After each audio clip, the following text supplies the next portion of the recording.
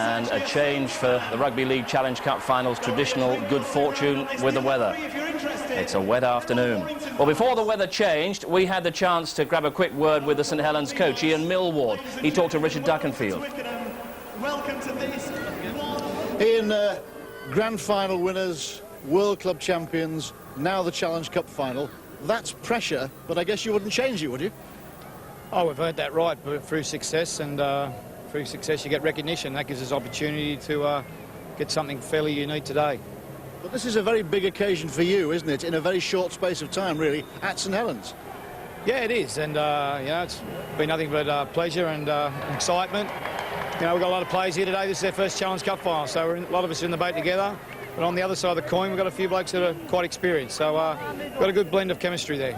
People make a lot of Saints sort of never-say-die attitude. They're a team that's never beaten. They're an inventive side, but you won't want to rely on that, I guess, today, will you? Oh, you know, there's a lot of things you need to rely on, you know what I mean, but, you know, we've done a lot of hard work, and we've had a great preparation, and it's been a good week for us, so there'll be no excuse at the end for us if it's not the result we're looking for. Are you mindful of the revenge factor, Saints having beaten Bradford twice in recent years in Challenge Cup finals?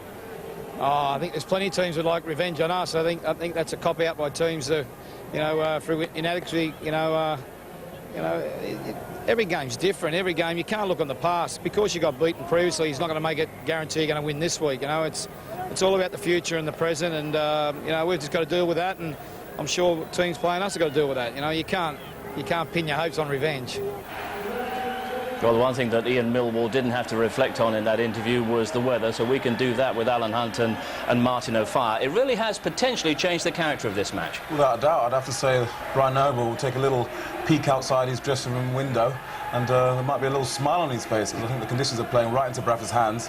The likes of Fielden, Anderson, and you know, Bacona, they'll all be relishing these conditions to, you know, really stick it to the St Helens pack. Because in conditions like this, it'll be hard for St Helens to move the ball to their twin strike force of Iro and Newlove, who, as we know, can be very damaging indeed. Yeah, you would feel the same. This is all in favour of that big Bradford pack. Yeah, it slows the game down because it makes it harder for St Helens to move it wide, and Saints' biggest strengths are out wide. They've got, you know, as Martin said, they've got two monsters in the centres, you know, Paul Newlove and Kevin Iro, and it just makes it that more difficult for St Helens to get the ball to them. Whereas, as I say, all teams have got to start with the bases in the forwards, and if it's kept there, the size of Bradford's pack, it could play a big factor. And they also have the options on the bench, Bradford, to keep that pack fresh and to keep the pressure on up front. Without doubt. Saints are a great team, but they are lacking. They've got an impact player in Vila on the bench, but after that they've got three young lads, all very good players, but they don't have the impact that the Bradford pack does. Anderson at Fielding, Deakin, who's been playing very well at half-back as well. It's a very explosive pack that Bradford have got. Just looking in the St Helens dressing room there, and Ian Millward with his own distinctive style of preparing a team just, what, 5 minutes or so before they come out for a Challenge Cup final. It's all very calm, all very composed, isn't it? Yeah, he's got his way of doing things. When he took over Ellery Hanley's position, Saints were in a bit of trouble. I think they'd lost 1 or 2 games. They hadn't started off the season very well, and you know, morale at Saints wasn't that great. There's talk of players leaving, would, you know, Tommy Martin be there or not? And now he's sort of generally given this self-belief. St Helens have this tremendous self-belief. They go into games. I saw a game earlier this season against the London Broncos. They were 10 points down with about 9 minutes to go, and somehow you always knew that St Helens would win. And similarly, last season against Bradford in one of the playoff games, they won the game literally in extra time. Yeah. I think the whistle had already blown, and they still managed to, Chris Joynt, Captain Courageous, still managed to score in the corner. It was phenomenal. Well, that'll be preying on the minds in that Bradford dressing room as well. They know that if the match is evenly poised into the last quarter or so, it's going to be so tough, isn't it? Yeah, they know that Saints have a reputation of being big game players. They've been to a lot of finals recently. They are the best team in the world, the World Club champions, and you don't get that tag lightly. Bradford will also know the performances that they personally have had against St Helens, the playoff final last year, the 2 Challenge Cup finals and the grand final. And these are all factors that may affect people's heads in both dressing rooms, so it's going to be very interesting. OK, meantime, the pre-match build-up moves on. You won't hear Chariots of Fire sung around Twickenham today, but you will hear Abide With Me. And Izzy Ascolta is the singer for this Challenge Cup final tradition.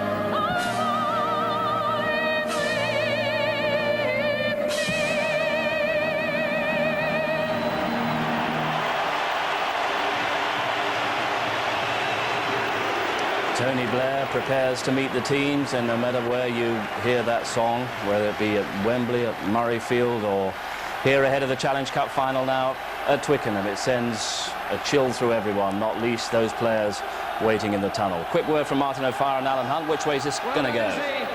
It's hard to call. Toss of the coin, I think. I'm going to go with Bradford with the strength of their pack and the bench, but only just. It's going to be a real tight one. No, I'd say go with St Helens. It's heads. It's Helens. It's like normal fighting each other. Even at this early stage, we're heading for a replay. It's going to be fantastic, though. Ian Millward, he looks tense. So too does the Bradford coach, Brian Noble. But here come the teams for the Challenge Cup final at Twickenham. Bradford and St Helens.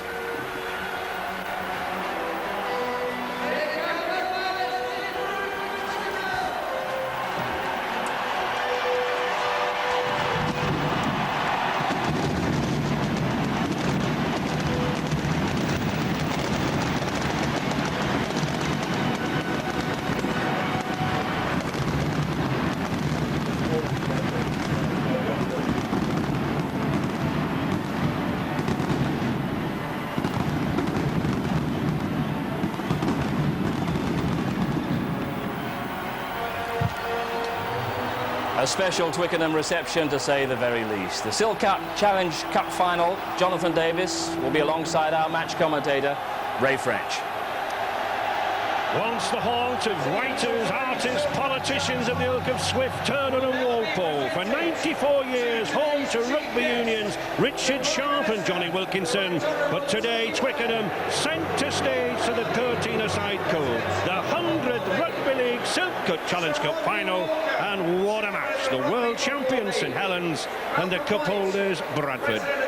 Tony Blair, the Right Honourable Tony Blair, Prime Minister, continuing the tradition of his predecessors, Harold Wilson, Margaret Thatcher and Clement Attlee, honouring the cup final with his presence. Just shaking hands there with the Bradford coach, Brian Noble, skipper, Great Britain in '84, and only in his 12th match in charge of the Bulls. Paul Anderson, 19 stone 10 prop forward. One or two giants in this Bradford pack. Accompanying Tony Blair there, Chris Casely, the chairman of Super League and the man responsible for the club's present standing in the game. Always nervous times for these lads, but this is a game that they've prepared for. This is a game that they've waited for since they were youngsters. Ozzy there, Gardner, he'll have watched this match many a time on television, so will Shane Regan. Scott Naylor played in last year, the Cup Winners' medal against Leeds up there at Murrayfield. Tremendous occasion for these players, coming somewhat earlier in the season than in recent years. Mike Forshaw moves forward, and giant Joe Vangenaar, 18 stone 10, just a stone lighter than Paul Anderson, a member of the awesome foursome, as Brian Noble calls his four prop forwards. We'll see those in action. And the youngest lad there, Leon Price, just 19 years of age. James Lowes, we'll see a lot of him around the ruck area. Master tactician, whether kicking or passing that ball. And the little mascot there, Harry Minton, what a fine day for him. A Bulls supporter, and rightly in his Bulls jersey. David Topping with the grey hair at the back there from the sponsors, Silk Cut, in the final 17th year of this sponsorship. And Sir Rodney Walker, the chairman of the Rugby Football League and the man handed the task of restoring the Challenge Cup final to a new Wembley Stadium. And first handshake for little Jonathan Lee, the St Helens mascot, another proud young man in a black shirt. Notice not the usual St Helens colours of red and white. They lost the toss for colours, so playing in their alternate strip of black. Ian Millward, just over 12 months at the club, steered them to a grand final win and a World Club Challenge trophy. Chris Joint skipper, man of the match in those two previous great games. Can he pull off a Lance Todd trophy this afternoon and complete the historic treble? Paul Sculthorpe suffered a broken jaw. One or two of our viewers may have seen that opening match against Wigan when he was forced from the field, but back in harness here. Howard Morris at the side there, the chairman of St Helens, presided over one of the most profitable trophy-winning periods in the club's history. A couple of the big Aussie forwards, Peter Shields and David Furley. For my money, one of the finest signings from overseas this year, David Furley from the Newcastle Knights club. Anthony Sullivan, one of the few Welshmen in this final. Usually have this game packed with Welshmen, but not so many of late. Sonny Nicol. Two losers' medals with the Bradford Bulls when he was there. And Paul Newlove via Matautia from Samoa, supposedly retiring at the end of this season. Kieran Cunningham, will see a lot of action from him, battling away with the Bradford number 9 James Lowes.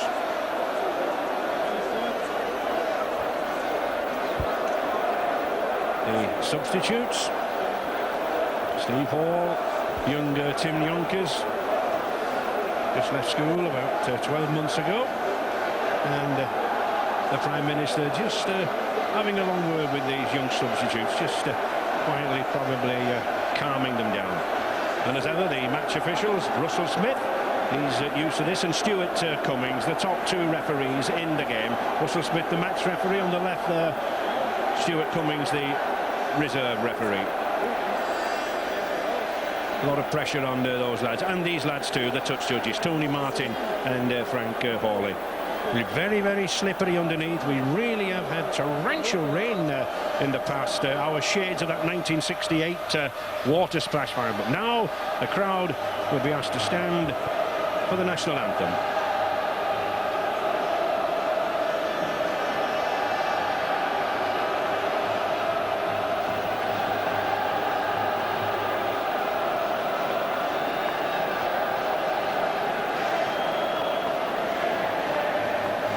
Ladies and gentlemen, please can I ask you once again to be outstanding for the national anthem.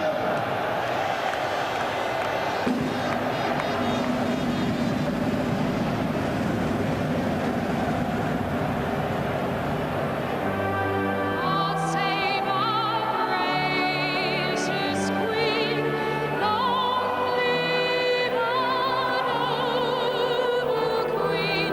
God save the Queen.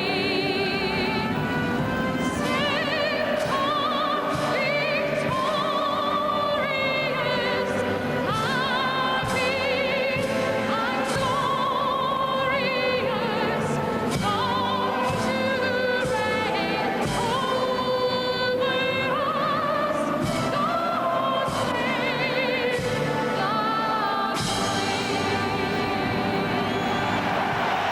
the So the formalities are over. Great relief for the fans, and I think the dignitaries ready for the action. And what action this promises to be between these two sides, possibly the two best sides in the game at the moment. Sadly for the Bulls, however, fullback Stuart Spruce has failed a fitness test on his shoulder, and coach Brian Noble gambles on Michael Withers as the last line of defence, despite a broken bone in his hand. That is a huge gamble.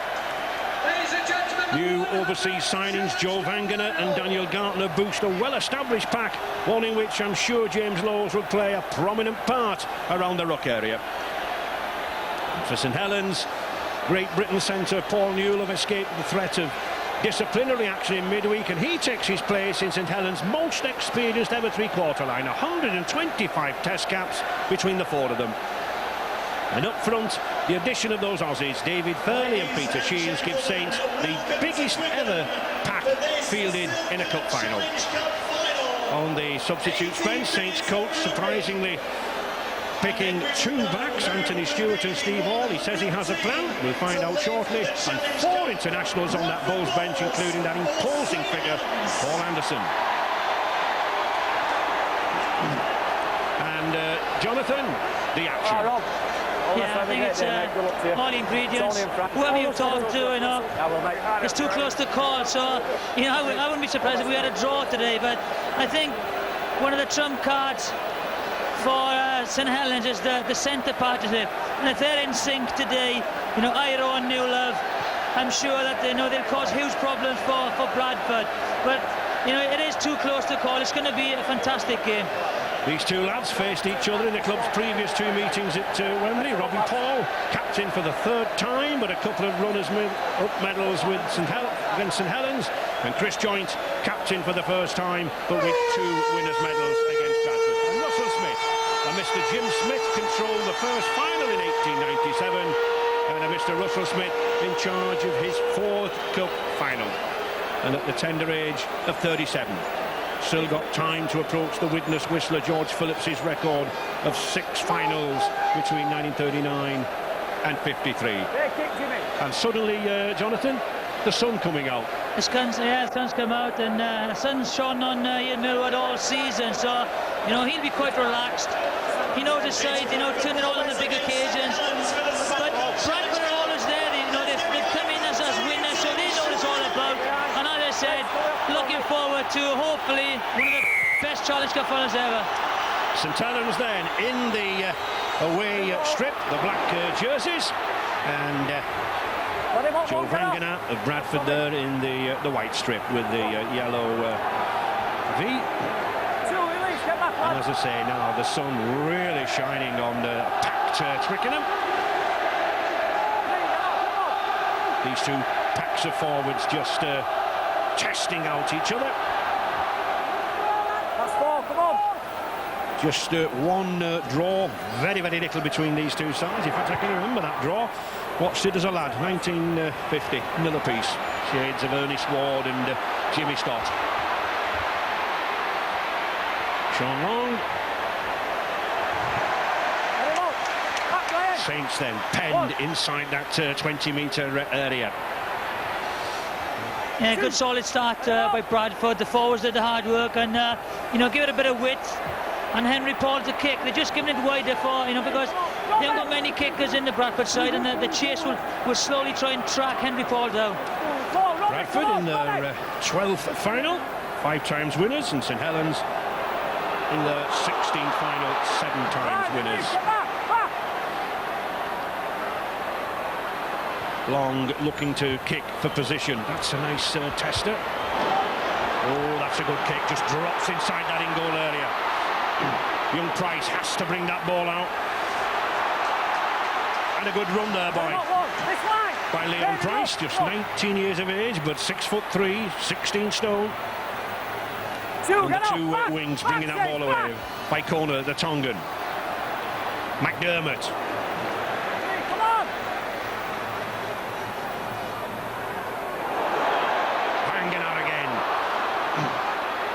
Bradford really do use these two big props down the middle. Yeah, no fancy play yet. There's just no slipping balls.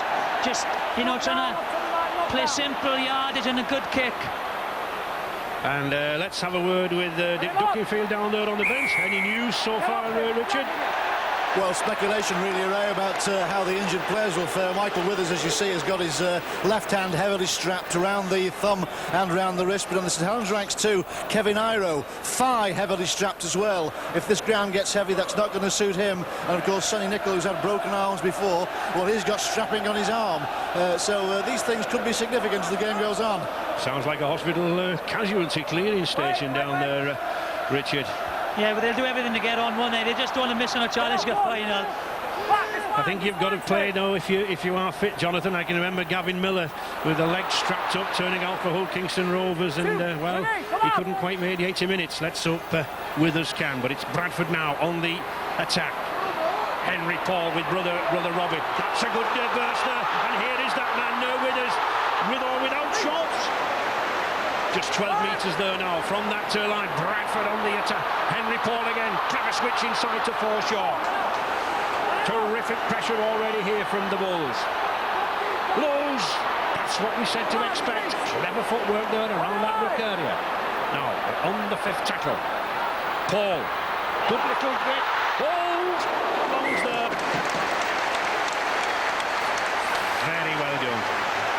That's good play there by both half-backs. Long's covering, lovely kick, and the Paws have put a stamp on it already. Look, a lovely weighted kick. The grass is wet, the ball will hold up, but Long gets there first. Beautifully done. Still Bradford then in possession. Good play down the blind side there, clever switch. And Damien down there. Yeah, I can tell you that Bradford, well known of course for their driving runs through the middle of the field, and interestingly some of the turf on the centre of the field was replaced during the week, just on Thursday afternoon, and with half an inch of rain before kick-off, it'll be just interesting to see how the pitch wears during the course of the afternoon.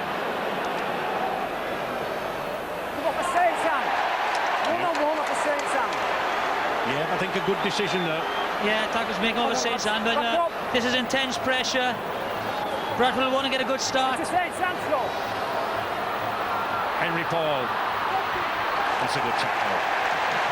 Tommy Martin, number 20 there for St Helens, shadowing the Paul.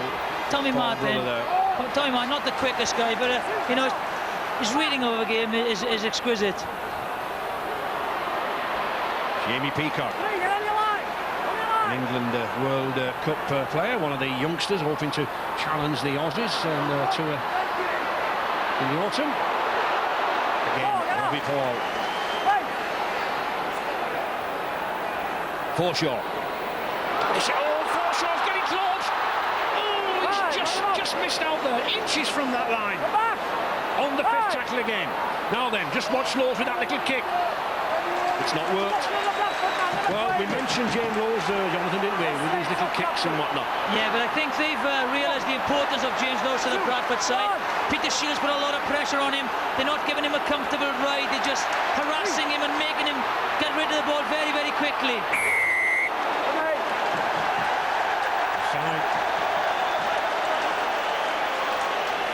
And Saints will be pleased with that. They've soaked the early Bradford pressure up, you know, absorbed it very, very well, and then all of a sudden they've got a penalty and there's a chance to make their first attacking opportunity. They're not square, not 10 yards. There's a couple of penalties that you could go there. And there's a mistake straight away.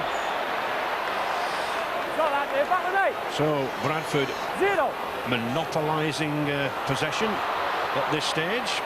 As we can see from those tackles, St Helens already put 21 tackles in. That's a considerable number for these early stages. Just 6.5 minutes gone. Bradford now still on the attack. McDermott.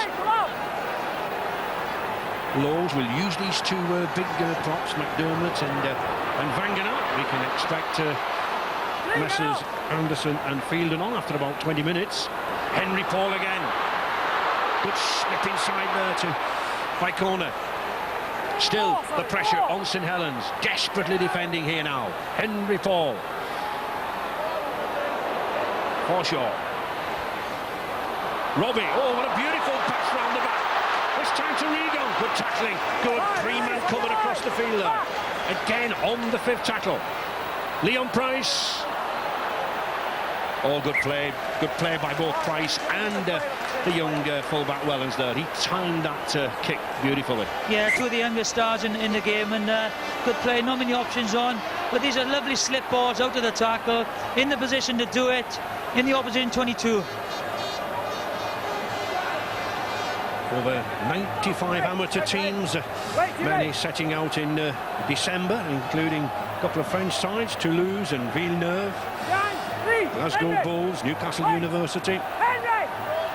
But now the last two, Bradford and St Helens. And St Helens not starting out too well. Looks to be some nerves down there, you know. Well, it has been raining, and you know, it's rather wet. Sonny Nicolas not the best of starts. He's dropped the ball twice. But this is where St Helens want to be.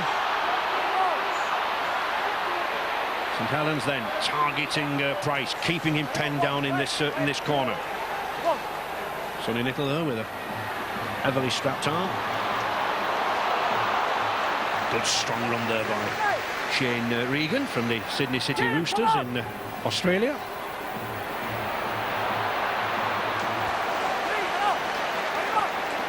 But St Helens defence holding. Now then, did Martin knocked that down. Advantage. I think Brian McDermott was caught in two minds there. Look, the ball goes off by corner, and he just stand watching now there because number 22 McDermott just stands there. Somebody comes to the ball. No, you're not getting it. You know, that could have been obstruction.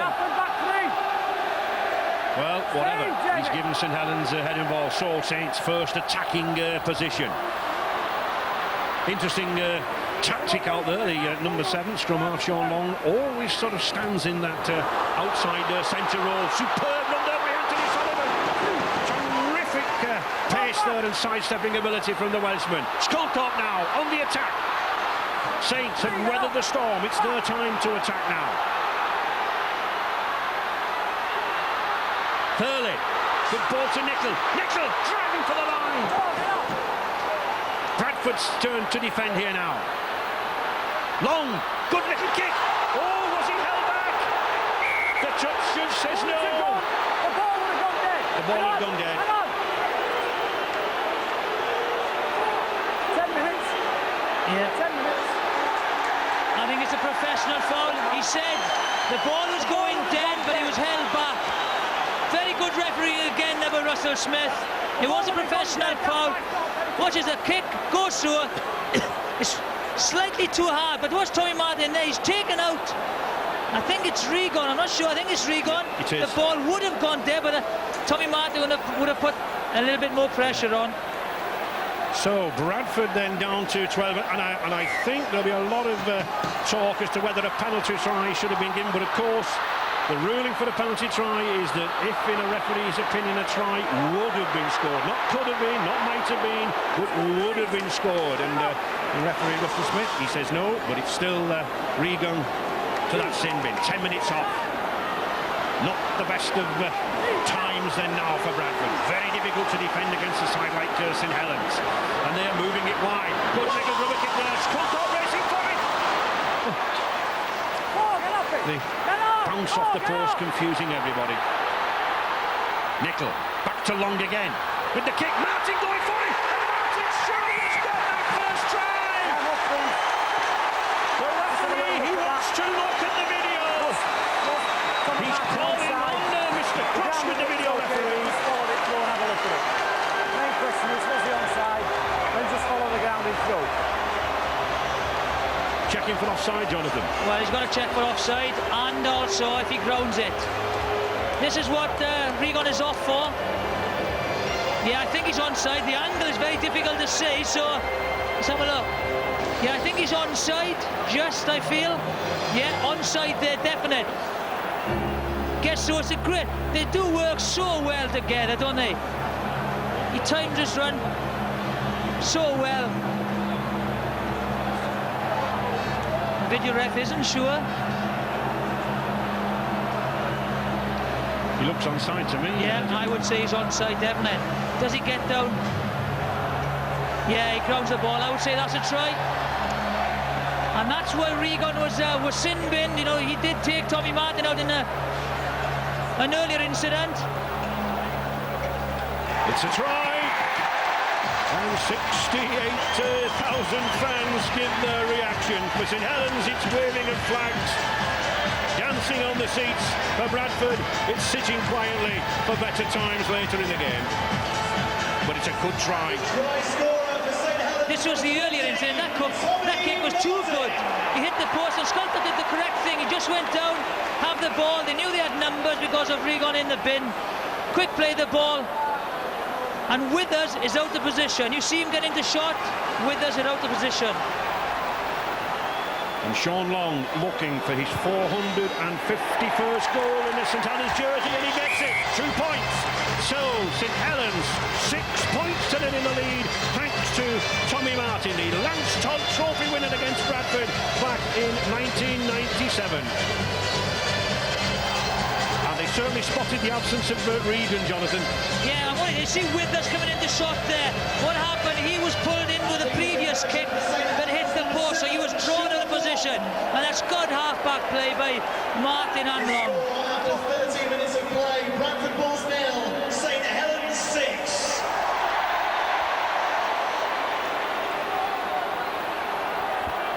Tommy Martin recovering from a couple of knee reconstructions and hernia operations.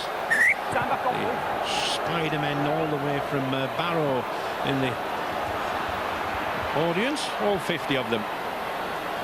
And Damien, what reaction down there to that try? Down here on the bench, I've got Stuart Spruce missing today for the Bradford Bulls because of a shoulder injury. Stuart, all the pressure for Bradford early on, and then St Helens go and score through Tommy Martin.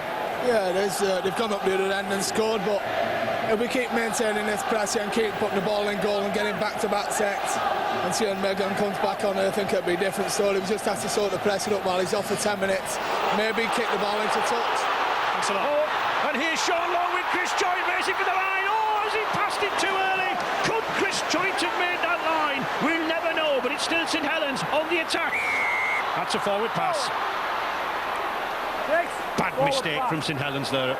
Yeah, over eager there, and he just threw the forward pass. Jointy goes, this is a guy, and he's in a good position, clearly forward, Long. But when you think of it, Jointy was going through and he was chased. I think he was chased by Jamie Peacock. Now, two of the quickest second rows in the game. Outside, Tommy. I must confess, I thought Chris Joynt might have made the line, Jonathan. Well, Peacock was right behind him, you know, and he's very, very quick. Remember the tackle, you know, he made in the World Cup. Whatever, this cup final certainly living up to its billing. St Helens attacking wide. Bradford, of course, down to 12 men. The Aussie, Shane Regan, on the bench. Bradford still ploughing down the middle with the forwards, but not to good effect though. Joe Vangana knocking on. You can't afford to give St Helens field position like this, you know, especially when you're down to 12 men. Newlove with his first touch of the ball. 5 handling errors already. Little high for a rugby league game, but it has poured with rain.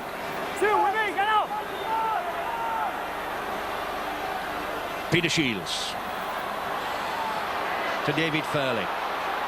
Another 6'4", 16 stone 12 Pac-Man. Shields again. He left it. Ooh.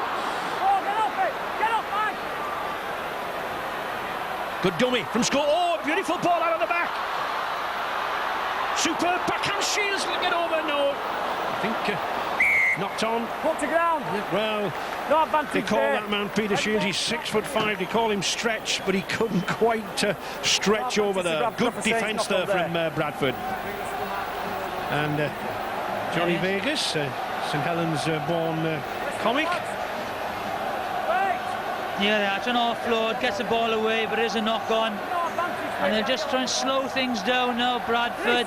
Get the clock ticking away to get Regan back on. But they need to just keep their composure. Silly little errors, that's all they're doing. Get off quick, please, one.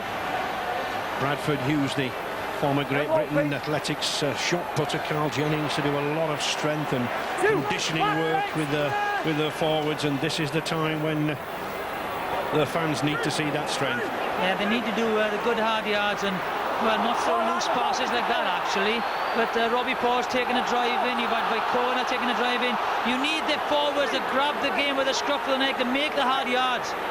And basically, Jonathan, all they need to do is hold the ball, play the 6 tackles out, and just absorb the seconds down to get Regan back on the pitch. And get yard, just get over the advantage. And like Joe Vangana's going to do now, just get over it, quick play the ball, get your forwards on a bit of a charge, and get your half-backs in a good kicking position. Well, it is a good kicking position. And there is a good kick. Sends Paul Whelan scuttling right back. The secret is to pin that defensive player in that in-goal area, keep him down there and force a drop out between the posts. That's what both sides are trying to employ in this early stage. Sean Hopping. The difference at the moment is the speed of the play the ball that Saints are playing at. They're up and down quickly, giving them, you know, the forwards a chance to just have a run at the Bradford Park. And there is one, Peter Shields. The St Helens coach Ian Millwood has noticed the danger of those Bradford kicks. He sent a message down to the bench that on the kick there that the Saints defence was lying too far up the field. He wants a bit more depth in it and a bit more security on those kicks. Michael Withers no problem picking up that ball with the broken hand. Henry Paul jinking, darting, dodging about in midfield, just trying to prise the gap open. Get back! David, look! Joe Vangana, a new signing from the Auckland Warriors this year. You're all right. Joe, give up! Give up pushing! You're all right. It wasn't even that man. Joe, I've got him for that. It's your penalty, Joe. Joe, just don't push it, mate. You've got penalty. Who would argue with an 18 stone 10 man? Oh, that's very high, Paul Newlove, and he was lucky to get away with it last week, and that's very, very high. No wonder Joe Vangana wasn't very happy. Well, Paul Newlove escaped the disciplinary panel last week for a high tackle on Wellington's Toa Koilo. Russell Smith will have no hesitation in sending anybody off, and Vangana is having a rest, and there is the other man of that awesome foursome, big Paul Anderson, but he loses the ball. Or does he? It's a penalty. Yeah, you can see him still. He was 3 men in the tackle, and he ripped the ball away from him.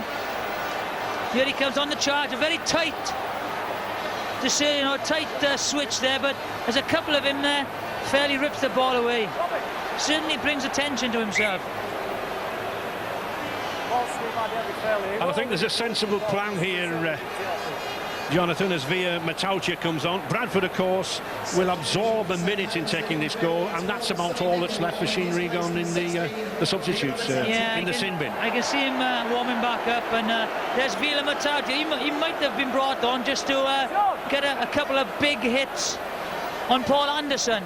So it'll be interesting to see, you know, where Vila lines up in the defensive line. Henry Paul then with what should be not too difficult to kick for him. The club's points and goals record scorer adds another 2 points. And suddenly it's the Bradford Bulls fans' turn to come to life. Thousands of them from Bradford and St Helens trekked down the M1 and the M6 yesterday, this morning, all last night, decked in the colours.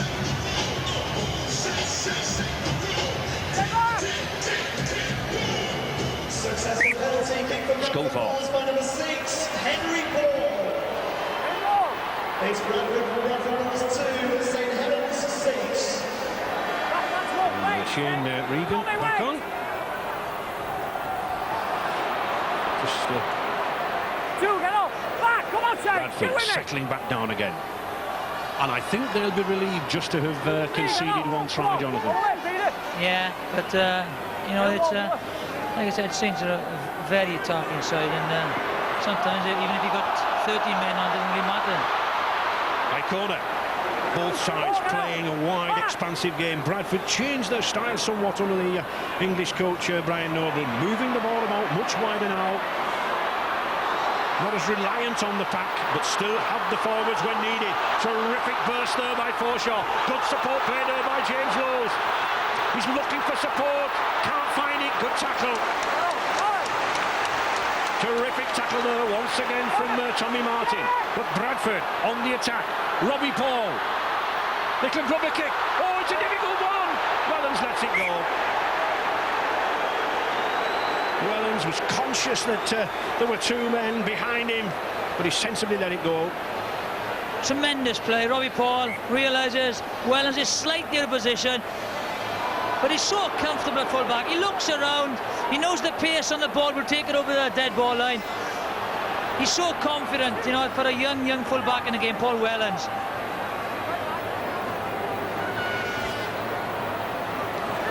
And that just indicates the possession that Bradford have had. Yes, Jonathan. a lot of pressure has been on the Saints line, but you know, the points on the board favour St Helens.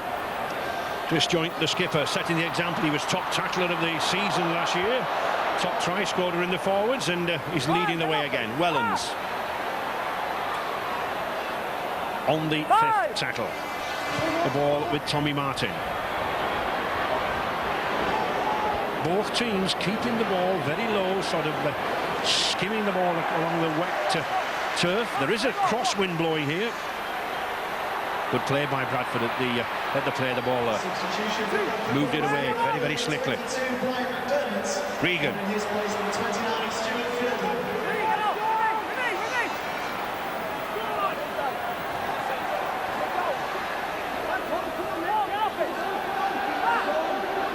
Fielden, the substitute on there. Leon Price again. Seen plenty of action, this England youngster. Played here with England against Australia in the opening World Cup match. And Sean Long again in deep, using his pace to run out. That's a good chase. There is Stuart Fielden. As we said, McDermott and Wagner having a rest now. And the two subs, Paul Anderson and Stuart Fielden, on the pitch.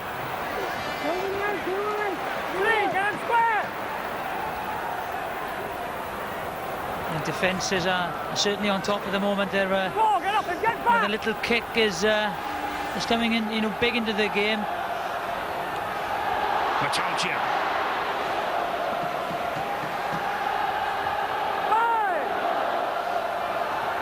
Tommy Martin again with another one of those long grubber kicks. Can they catch him behind the line? No, he just gets over. Did extremely well there with us. I think watching him off the ball a little bit, he seems to be struggling.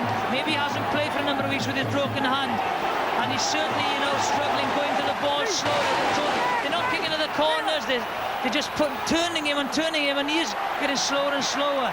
Would he not have expected a sort of high, towering kick for somebody with a bad hand to have to reach up for it, to jump up with it? Yeah, but I think it's so wet on the floor that the bouncing ball is difficult to take, especially if his hand is troubling him. Little trouble there for Paul Wells, another one of the youngsters who was drafted into England's World Cup plans. Versatile lad, though. He has played at hooker and scrum half. But Saints now making good progress down here. Kevin Iro. Oh, good hand off by Iro. He's got the wingman inside him. Good Kiwi combination on the right here. Jimmy, come on! And Damien down there. Yeah, Bradford trying to play a bit of a specialist kicking game, but St Helens covering it well. Sean Long dropping back, almost playing three at the back in football style. Wellens, Long and Sullivan covering the kicks from Henry Paul. And here is Long now on the attack. Tommy Martin. Nice dummy. Bradford watching these two centres, Newell and Iro. Another kick again. Superbly picked up. Oh, it's a try, surely, for Kieran Cunningham. A little bit of a misunderstanding in the Bradford defence. Was he offside? The ball actually came off a Bradford player. And did he play it or not? If Kieran Cunningham was in front, you need to consider, did the Bradford player play it or not? Well, we can hear what Mr. Russell Smith wants there, Jonathan. Oh, that's close. That's very close. Is he onside? I know it hits a Bradford player, but is Cunningham onside? Oh, that's a very, very close one to call. I think Mr. Cross, it's his call. The video referee, Mr. Cross, it's his call. It's very, very close.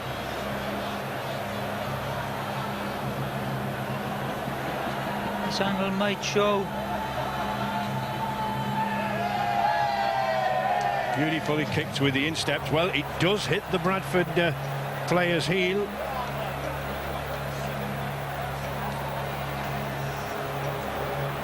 You'd need a slide rule for this. Yeah. It's the referee's call, isn't it? Definitely it's a Bradford player, and then everything's on, so it's up to Mr. Cross. Kieran Cunningham then, hoping for the awarding of a try. And we'll know very, very shortly. All eyes glued to that big screen. It's a try! So another clever little kick from St Helens, catching out the Bradford defence. And a try for Kieran Cunningham. Yeah, they need to be aware, Bradford. You know, that's their tactic now. Ball deflects on the Bradford player, and Withers can't do anything. It's a stroll in the park for Kieran Cunningham. And although that try looks so easy, Jonathan, you know, when you consider the rain we've had and how wet this pitch is and that ball edge, that was superb picking up by the hooker. Well, he's a very talented hooker, isn't he? Great rugby league player. And there's the conversion by Sean Long. But again, you were saying about the high kick, Ray. I just feel a low kick is going so well for them. And they have to work around Withers. They're leaving him a bit exposed at the moment. They've got to maybe, like Sean Long is dropping back on some kicks, covering the back. You know, the halfbacks have got to help him out a little bit. I bow down to a full back in a standoff. I was only a second row. I never kicked a ball in my life, Jonathan. Yeah, you just stick to the scrums and taking the ball in, Ray, that's all. We did the hard work for you, little man. Exactly. And there we see it. Calm and cool. Kieran Cunningham. St Helens then, 12 points to 2 in the lead. Just 22 minutes gone there.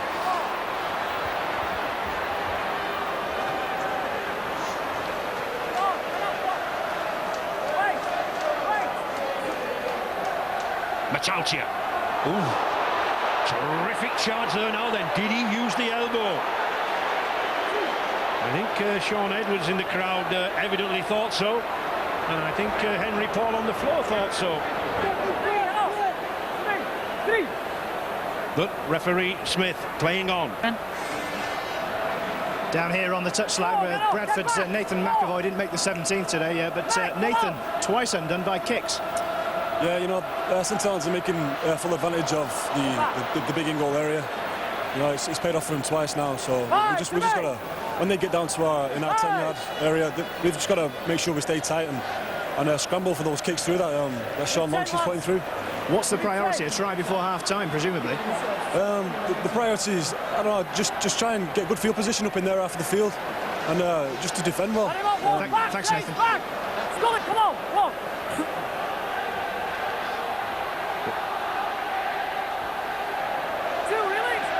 Yeah, this is he leads. Does he go in? Well, I think he leads with a hand and just goes through. You know, he was a fend. Certainly leads with the forearm, Jonathan. He's just got to keep it down, hasn't he? He's got to be careful. He says he thinks he's got a bit of a reputation which is unjust, but a lot of players aren't sure about that. Bradford back on the attack again then. Henry Paul, now then we can see something of this crosswind. It's holding up there, but well, it held up just long enough for that lad, Paul Wellens. Excellent catch, excellent jump. He's just a complete full back, isn't he? He just plays with such authority for a young lad. He just, gives you all the side confidence when you know that he's so safe behind you, young Paul Wellens. Peter Shields. Brian Noble served a 5-year coaching apprenticeship with Brian Smith and Matthew Elliott. Now in charge of the Bulls. Peter Shields just not able to hold that ball. Yeah, I think Bradford stood off him a little bit there, expecting the little grubber again, and they just can't afford to do it. He's such a good footballer, Sean Long, that he's going to, just throw the unorthodox pass in or the little grubber. You can't just stay off him. Bradford using the weight, size and power of the packs, and we really do have 2 giant packs for rugby league here today. The 2 biggest packs, I think, fielded in a cup final. It's interesting to look back to that 1897-98 era when Bradford and Saints played there. The packs weighed, would you believe it, 12 stone 8, and they were 5'8" in height. Not as big as Paul Beacon or that man there, Henry Paul. I think Bradford at the moment, they're very subdued, the forwards, extremely subdued. Withers isn't getting involved in the game, and they haven't got numbers outside.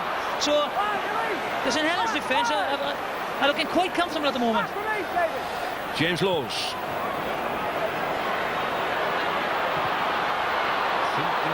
No, it doesn't. Expecting it to roll dead. Now then, a race for Wellens. Is he caught behind that line? No, he's not. Good play by the youngster again, evading 2 tackles behind the line. Keeps St Helens in action.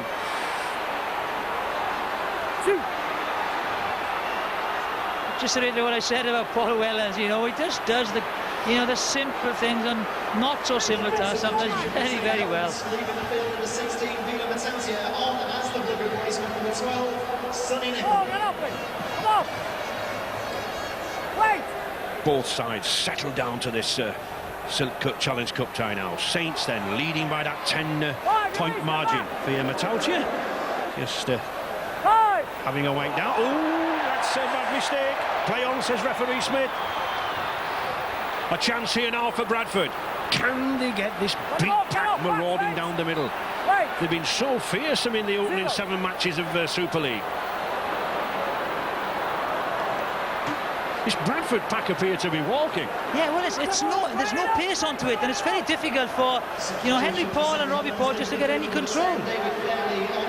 Well, here's a chance down this left-hand side here now. Gartner, Daniel Gartner, former Northern Eagles player, 3 grand finals in Australia, plenty of experience. He shouldn't be suffering nerves.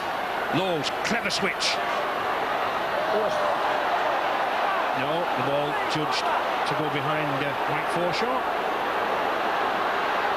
Michael Withers again, a try scorer in every round of the Cup this season and last season. Just 5 metres now. Lowe's. Saints desperately holding in there. They've got numbers on the right. Bradford have got to get something from this. Henry Paul. Now then, picked up there by Tommy Martin. Can he go all the way? No, he can't, but he gets the pass. Bradford lose it to comedy of errors, but play on, says Russell Smith. Now then, here's a chance for Bradford. Naylor coming away now. Oh, he's lost the ball. Bradford are claiming that a St Helens hand got to it and knocked it down, but Russell Smith's waving play on. Both sides could have scored a try there. You know, if Tommy Martin would have got his pass away, I thought the better option was for a long kick with Chris Joynt chasing. And then if Withers could have got his pass away, Bradford would have scored. It's certainly action from one end to the other. St Helens then now. There we see. Sean Hoppy just couldn't take it. Tim Yonkers. Down on the Saints bench with John Stankovic, the substitute forward. John, good tactics and a good return for Saints in the first half.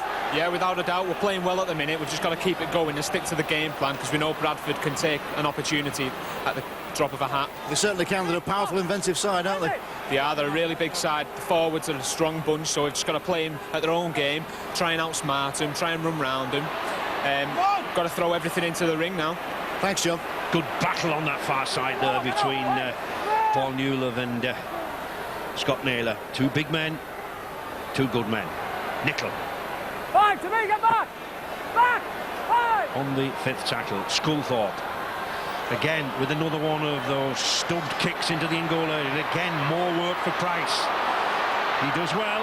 Shouldn't really race around the front of your post, but he certainly did well to get that ball over that try line. But again, they're playing like individuals, aren't they? They're not... you know, there's nobody coming at angles to give him an option. He did all the hard work there, you know, Leon Price. St Helens pack really look up for it. They're moving in very, very quickly from this 10-metre area. Bradford looking a little lethargic at the moment, but a long, long time to go. Saints 12, Bradford 2. Offside.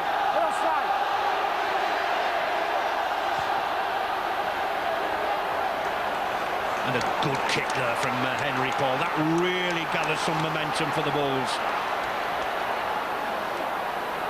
There's the penalties conceded, you know, very low, and it's just the handling errors and you know, in the wet conditions that you know, that's keeping this game alive at the moment, because defence is totally gone. Paul Anderson, powerful runner.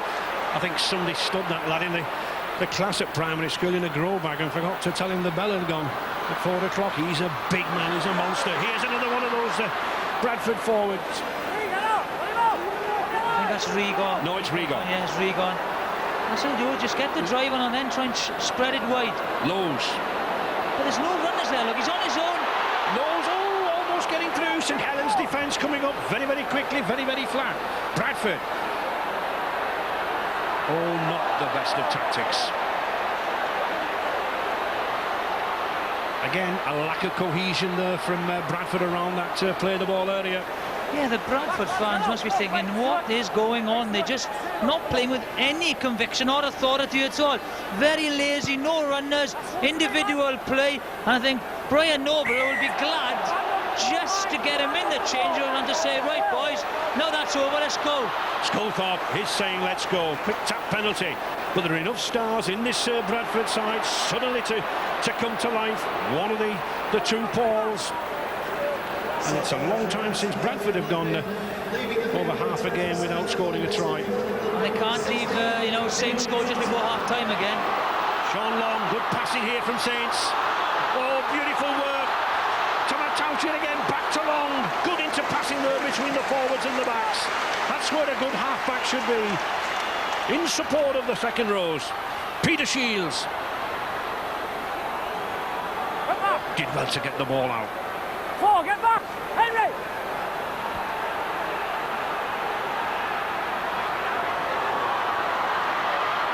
Back with Wellens. Still in St Helens' hands. Tim Yonkers. Confident young man. Just 3 minutes to half-time. Surely Bradford will not want Saints to strike here. Tommy Martin going for the drop goal. He's got it.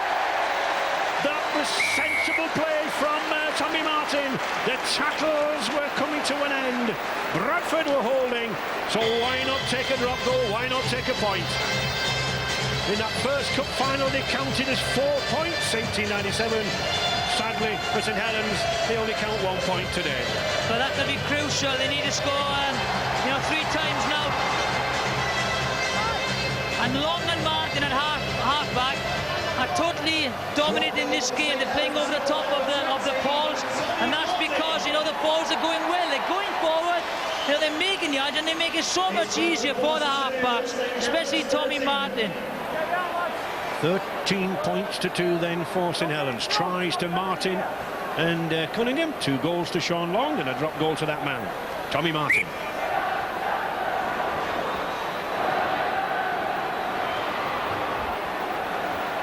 That was a very good kick-off. Good high ball. Allowed these 2 sets of forwards to contend for that ball. St Helens coming up with it.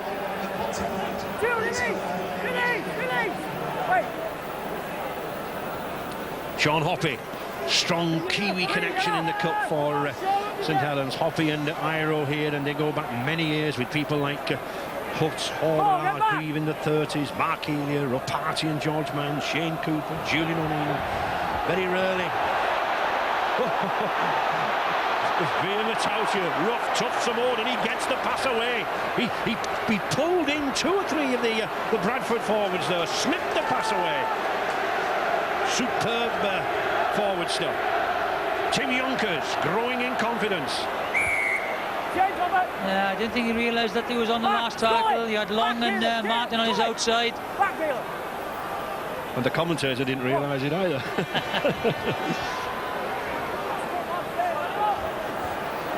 There was a fair collision between Matauti and Anderson there, and I think Anderson's come off second best at the moment. He's just way back in play. Yep, he certainly had a knock. Robbie Paul trying to get the action going. St Helens know full well that short, neat sidestep. There is Paul Anderson just taking a breather. Well worth a kick at goal, I think, with the half-time hooter imminent, holding down.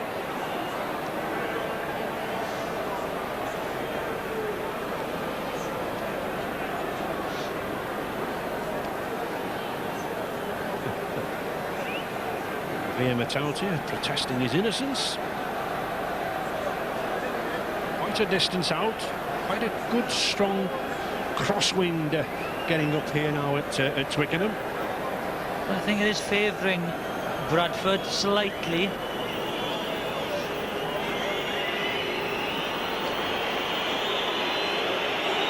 Henry Paul then looking to keep Bradford in contention. He strikes it well, 2 points. Well, Henry Paul puts a little bit more confidence back into that man, Brian Noble, and especially those fans, but a lot to do for them in that second half. Keeper number 6, Henry Paul. coach Dave Lyon. Dave, 9 points advantage, but you've had to stand up in defence at times as well, haven't you? Oh, certainly. That's been a strong point for us in the first half. Our defence has stood strong, and hopefully it's going to continue in the second half. Bradford Bulls don't really seem to have gelled in that first half, but I guess you'd be thinking that they might do it in the second. Yeah, possibly not, but I think that's a lot of pressure from our defence. You know, we're giving big raps to our defence, and we're going to carry that on in the second half. Credit to Saints' kicking game. I mean, it's been clever. It's brought the tries. Oh, without a doubt. You know, that's a big part of the modern game, and we've worked hard on that this week. Still a lot to do. Still a lot to do. No 40 minutes, and we're looking good for it. Thanks, Dave. Cheers, man. Well, a strange first half, and the weather and the conditions have played their part. We head into the second half of this Silk Cup Challenge Cup final, and we'll head back to Jonathan Davis and to Ray French. Yes, thank you, Steve. I think this large crowd who know that Bradford face a 9-point deficit can surely be heartened by the knowledge that St Helens rallied after 57 minutes from a 14-point deficit in '96 to beat the Bulls in the Challenge Cup. But a lot to do, and we have Damien down there with, I think, Carl Harrison. First half for Bradford. What have you and Brian Noble said to the players at half-time? A lot of it is just keep our composure. St Helens are just outlast playing us, really. We've been down there on several occasions in good try-scoring positions and turn the ball around and be a little bit more composed down there, stay patient, and we're confident it'll come our way. The forwards dominant for you in the past, but today blowing a bit. It's a very fast game. So I played 510 games in my career, and this is very, very fast game. I've never seen anything like it. Can you turn it round? We're very confident. We're very confident indeed. Thanks, Carl. No problem. Atrocious weather, Jonathan, but I think that 14-point deficit that Saints pulled back from in '96, it should give Bradford some heart. Yeah, it might inspire them to, you know, to come back, but history's against them. Only one side in 23 years have, you know, have come from behind in the second half and won it. So it'll be very interesting. They need to start a lot quicker and more powerful than they did in the first half, and they've got to score. And there's a horrible rain. Well, one or two of the supporters at that open end of Twickenham have left their seats to seek shelter. No roof over the top for many of the St Helens fans. It really is atrocious weather here. It does remind me of that 1968 water splash final when we saw Don Fox missing that goal kick earlier in grandstand. Yeah, it's usually, you know, it's such a lovely day, you know, for Challenge Cup finals. Everyone wearing sunglasses, but it's more like umbrellas today. More like snorkels, I think, yeah. Jonathan. Whatever. 40 minutes to go. Challenge Cup in prospect for one of these two sides. St Helens there in the black jerseys, the World Club champions, and Bradford keen to retain the trophy in successive years. Paul Anderson powering through. Certainly, Coach Brian Noble needs a big game from him and Joe Vangener. Here's one forward who's really having a good game, Mike Forshaw. Yeah, he's been well. He's coming on onto the ball extremely well from depth. Oh, superbly taken. In these conditions, excellently taken. Well, certainly Twickenham doesn't bless the rugby league when they come down here. The weather was atrocious for that opening game in the World Cup between England and Australia, and it's the same this afternoon. But still good rugby. Yeah, it's been very sad, you know. It's followed, the rain has followed the sport this season so far. But we've still had tremendous games, and it's just, you've got to give credit to the players because of the high standards that they maintain. St Helens then still moving this ball around very well despite the conditions. That's a sensible kick. Pushing Michael Withers back, and it just drops in that in-goal area.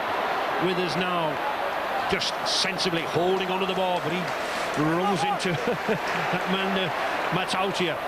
Really enjoying himself is the big Samoan. And there's another one from Tonga to Vita Vaikona. And that's quite good considering the appalling conditions, just 5 apiece. Just a couple of mistakes early on in the game, and that is, you know, good play. Bradford getting their act together in midfield there. The two Paul brothers now seeking to find something. Oh, that looked high. No hesitation from referee Smith. Regan a little bit dazed. Yeah, another high tackle. Got to keep it down. Regan goes in, and Sean Long is too high. And it's interesting that how Martin was saying he's not doing a lot of defensive work, Sean Long. Maybe when he does do, he's got to be a little bit lower. But he's, they've just swapped, him and Sean Hoppy around. Well, he plays Sean Long out very wide, doesn't he? He doesn't play him in the sort of traditional half-back role, Jonathan. He puts him for his speed out there. And what it is also, he doesn't tire by doing a lot of defensive work, because he moves up quickly, cuts space down, and stops the ball going out. So when Saints do have the ball, he's just firing on all cylinders. Well, the rain still bucketing down here at Twickenham, but both sides seeking to move the ball out to the door. Beautiful burst there from Robbie Paul, just held. Henry Paul now. Good running on by Gardner, a superb back flick. Paul again. Good handling conditions. His handling conditions. His handling absolutely defying the conditions. Paul. Brave defence here from St Helens on the 5th tackle. Paul again with the kick. Difficult one to take. A lot of pressure. He rode it well. But again, does the job. His positional play is excellent, and they're covering. They're moving on. Sean Long, he's certainly winning the battle of the half-back battle with the Pauls. Clever kick there along the floor, making it bounce, just wanting a second row to knock on, but he didn't. Yeah, I think he was looking to find touch there, because they weren't ready for it. But because he hasn't found touch, they've put themselves under pressure, because it's given Bradford good field position. Robbie Paul, just 3 tactical kicks, leaving it to brother Henry, I think, to do the kicking. Anderson then charging for the line. This is good pressure here from Bradford. They need a try now. Peacock. Saints compressing the defence around the play of the ball here. 6 men around her, making Bradford push that ball out like that. Then moving out quickly. Good slip pass. Lowe's. Oh, superb ball out there to Naylor. Can't get it away. Good tackling there by Iro. Still Bradford on the 5th tackle, electing to run it onto that left. Back inside to Robbie Paul again. Saints compressing the defence. Oh, and they forced Bradford to kick the ball there. There was nothing else they could do. The whole momentum of that set of 6 with Bradford was taken away from them by a sloppy pass. They were in a good field position, and a sloppy pass just put them back, 20 yards. And those are the little errors that Bradford have cut out. Peacock looks to have a little problem with a leg injury. And that's sloppy work again from St Helens, allowing Bradford to come back on the attack. Good work from the acting half-back position by Robbie Paul. And offside. Quick work there by Paul, catching St Helens offside. Now then, is it worth a penalty shot? I think it is, but the conditions underfoot will be very, very difficult. Yeah, I would go for the penalty kick. It's going to be a tight game. Not a lot of points scored, and they won't back the 10 yards there, so he penalised them. But you've got to take the points when they're on offer. It's not going to be a high-scoring game in these conditions. St Helens have just slipped David Fairley back on the pitch, and Matalcha off, as Henry Paul is successful with that conversion. But Paul, that gives him 27 successive kicks at goal and 27 successes. He really is heading for that target of Darrell Halligan, the Kiwi, of 31 successive conversions. We said 9 points is not a lot of difference. 13-6 now, we're down to 7. Clawing back into it, and again, they're not playing well, but they're just hanging on in there.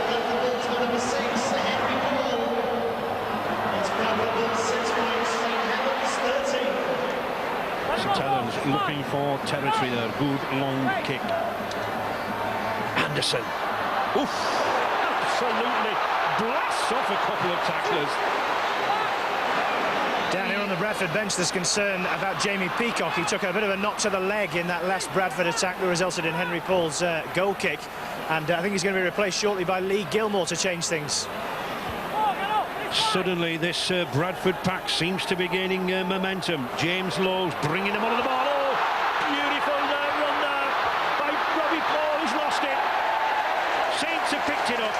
Kevin Iro, the recipient. And Saints walk back relieved. It's good play. He just tries to get the ball away in the tackle, but good cover defence. But the run by Paul Anderson, by banging Kieran Cunningham, you know, little things like that turn matches, gives them a little bit of a momentum. Well, they can raise the spirits, can't they? This is what David Furley's trying to do here now. Saints just holding onto the ball, settling it down, steadying the game down. Chris Joint coming down his favourite left-hand side. Big roar of come on you Saints from the 18,000 St Helens fans. I think they sense that there could be a problem. Kevin Iro can't get away. Good battle between those two Antipodeans there, Iro and Regan. Sean Long, clever footwork. Oof. Little of a problem there for Withers. Superb kick again, just well weighted, wasn't it? That lad looks in some pain. And he's in some trouble. Just look at the weighting on that ball. Yeah, better safe than sorry. One in his place, number 22, Brian McDermott. A drop out then underneath the post as Jamie Peacock is finally forced to leave the field, and McDermott returning. Oh. That's what Sean Long tried to do, you know, a couple of minutes ago. Tommy Martin, I might say. And now it's a lovely little kick. Watch it just get over the 10-yard. Chris Joint makes a little bit of an error there. Yeah, quick thinking, quick thinking. The Saints are renowned by their attacking play, but the defensively they're very strong. And you know, Bradford only scored 3 penalties. When did Bradford last play 50 minutes and not score a try? Long time. Certainly not this season, Jonathan. Testimony to the Saints' defence. Here is the man who is testing that defence. Forshaw. McDermott had a respite on the bench. Good tackling there from number 10 for St Helens, David Furley. Anderson again charging in, trying to lift the tempo for this this Bradford side. Stuart Fielding having difficulty with his feet. Really a lot of water now gathering on this Twickenham pitch. It's very well grassed, but the water is lying in areas. Again, very calm play from Wellens, but this game now delicately poised. 7 points the difference. Certainly no Challenge Cup winning margin at the moment. Anthony Sullivan. Long. Moves that ball out well. Tommy Martin. Nice dummy, brings it away. He's got Sean Long inside him. Good tackle. Terrific tackle. That's good play by the half-pass again, but also good play by Withers. To David Furley. Furley taking the straight path down the middle, and suddenly that little burst from Sean Long raised St Helens. Long again with the kick. Vicona chasing. Tommy Martin's behind him. Vicona's going to do something. Oh, there's a scramble. Who's got it down? I have a feeling Vicona got it down. Scrappy. Balls at the far side of the player. Go on screen, please. Go back first. I don't think the players know who got it down actually, because by all their reactions, I just thought no one knew who got it down. So this will be very interesting to watch. But certainly Vicona was the first on the scene. Whether he actually played it with a downward motion, it's going to be very, very interesting. First thing is, I think Tommy Martin's offside anyway.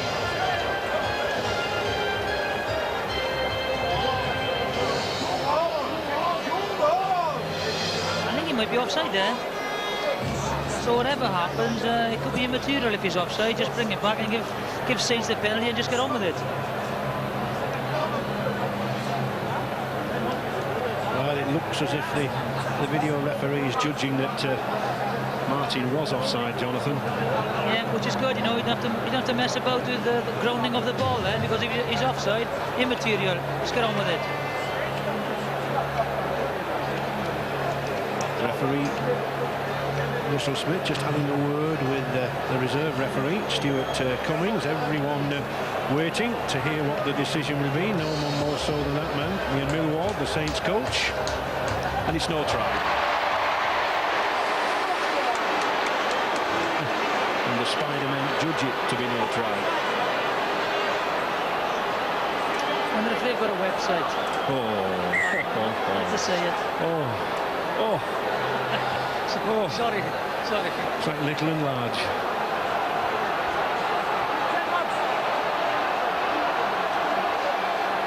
James Lowe's then. Anderson. Certainly Anderson really revved himself up, obviously, at half-time. He's charging in here now. He's causing a lot of problems in this Saints defence.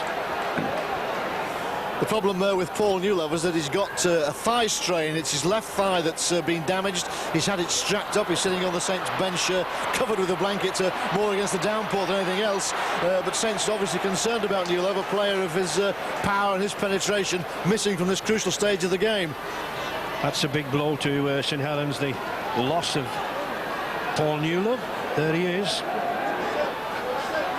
And Bradford coming more and more back into this game, but that's a knock-on. Bradford, of course, have got to force the passes. People like James Lowes and Paul, they've got to put the passes out. Well, that was knocked out, I think. Well, it was ball and all tackle. With wet conditions, you know, you try and hit the ball and dislodge it. So it's not exactly stealing. It's just forcing a mistake. Both sides then bravely trying to defy these conditions. Very, very slippery underneath. Rain pouring down. Here on the Bradford bench, I've got the England scrum half Paul Deacon. Paul, frustrating for you sitting on the bench in the pouring rain and seeing your teammates getting beaten. Yeah, we're getting a bit wet down here, but you know, at the minute we're just spilling too much ball. We've got to stay patient and, you know, keep to our game plan. Conditions clearly a factor. Well, yeah, you got to. You know, I'd rather be in front with conditions like this, because you know, mistakes can happen a lot more. But you know, we've just got to keep controlling the ball and stay patient. It was important to get that early score through Henry Paul's goal kick. Yeah, you know, we're 7 points behind now, and you know, anything can happen. But like I said before, we just have to keep hold of the ball and play them down their end of the pitch. Thanks, Paul. 26 minutes remaining then. We're coming up to about the time that St Helens launched their comeback in 96 to topple the Bulls. Can Bradford do it?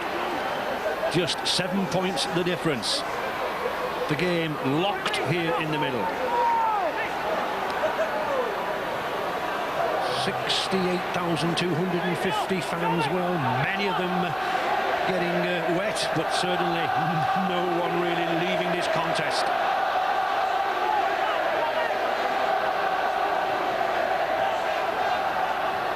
Robbie Paul to Henry. That's a sensible kick.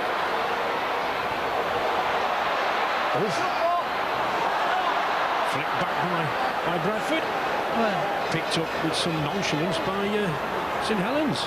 Nobody went for that ball. I was surprised. I know Sullivan had a poor game last week under the high ball. It's all about confidence and just getting under the high ball and, you know, committing to it. And there is Sullivan committing himself from the acting half-back position. Saints are in the lead. They're holding it around the play of the ball here. The forwards are grouping in the middle. David Fairley just taking it to the halfway line. Cunningham now. We've not seen many runs from Cunningham at acting half-back. Nice slip pass there. Runs from dummy half there from St Helens 31. A lot of those from Sean Long. Here is Long again. Testing Vicona. And doesn't he play that ball carefully? Taps it with his foot first.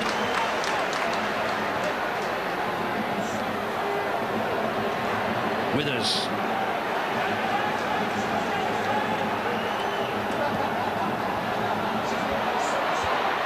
Henry Paul still weaving, dodging. He's lost that ball. It really is like a bar of salt down there now. There's mud and water everywhere.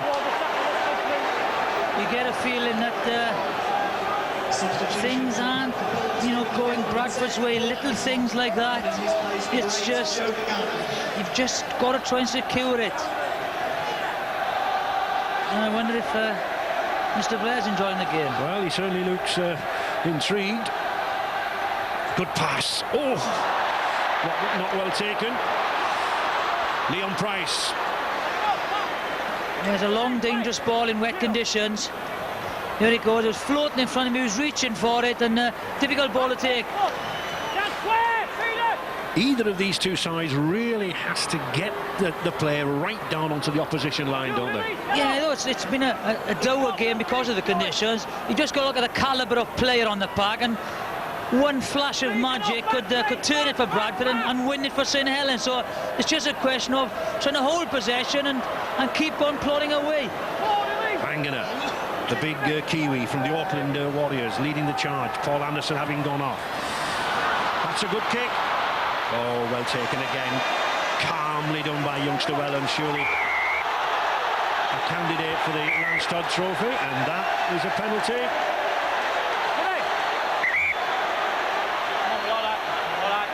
Back chat. Just safe, isn't he? Again, nothing flash, just does the job. The flop initially. It's a lovely little kick by Scott Naylor. Good chase. He gets it first. Good clean pick up. He gets a tackle, and here they come. Yeah. They both flop. Yeah. And for a flop, you get penalised. Yeah. Attempting to slow the ball down so that the defence can get in line. But referee Smith not having any of it. Tim Yonkers. Born in Amsterdam, but raised in St Helens. Cunningham now with one of those characteristic bursts from the acting half-back position. Chris Joynt down the left-hand side again. Saints now edging forward. Have they weathered the storm? Long. Running across the field and not getting anywhere. Good tackle there by his opposite number, Henry Paul. And again, these conditions playing havoc with the handling. But all credit to the two sides. They are attempting to move the ball around. They are attempting to play some open rugby. Here's a chance for... Oh, he's been pushed out of the way by Bangener, but he's playing on. Here's a chance for the try. Hoppy going for it. Has he got it down? I think he did with his left hand. I didn't think he did great. Referee Russell Smith will check. You have to have a downward pressure. Hoppy himself, I don't think so either, Jonathan. Well, there was a few incidents there. There was a bad pass, then the kick through. Tommy Martin was taken out. Was that a penalty? And did Sean Hoppy get the ball out? Let's have a look at this. No, never. That is out.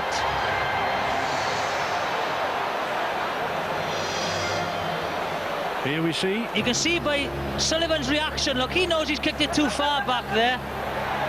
Well, from that side, it looks as if there's a downward pressure. By his reaction as well. You've only got to look at Sean Hoppy's reaction. Yeah. He gave a shake of the head, didn't he, as soon as he got up. There's the knock on. This is the kick through. This is the obstruction. Is that a penalty and a sin bin? And Sean Hoppy goes on, look. And just watch his reaction after he's missed it. And what's number 5's reaction? See, number 5's gone. Look, just there, Sean Hoppy. He knows his head goes down.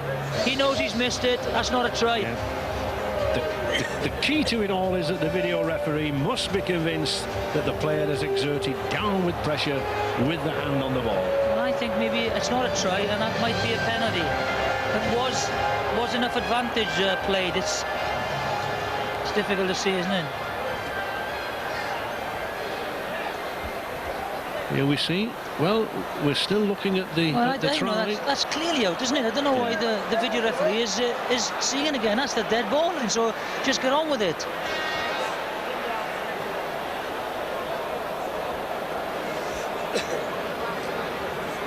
Well, thankfully it's not our decision to make, Jonathan. These boys are waiting. He's Sean Hoppy's waiting. I don't think they'll be too bothered about the rain if it is a try. There we go. We'll know very shortly. No try. Penalty kick to the attack. Yeah, so Joe Vangana, isn't it? Yep. You don't have to get out of the way when a player kicks the ball over you or around you, but you cannot move in defence either one way to impede his run. Now, Long is actually, is he going to go for goal or is he going to take the touch? He's going for goal.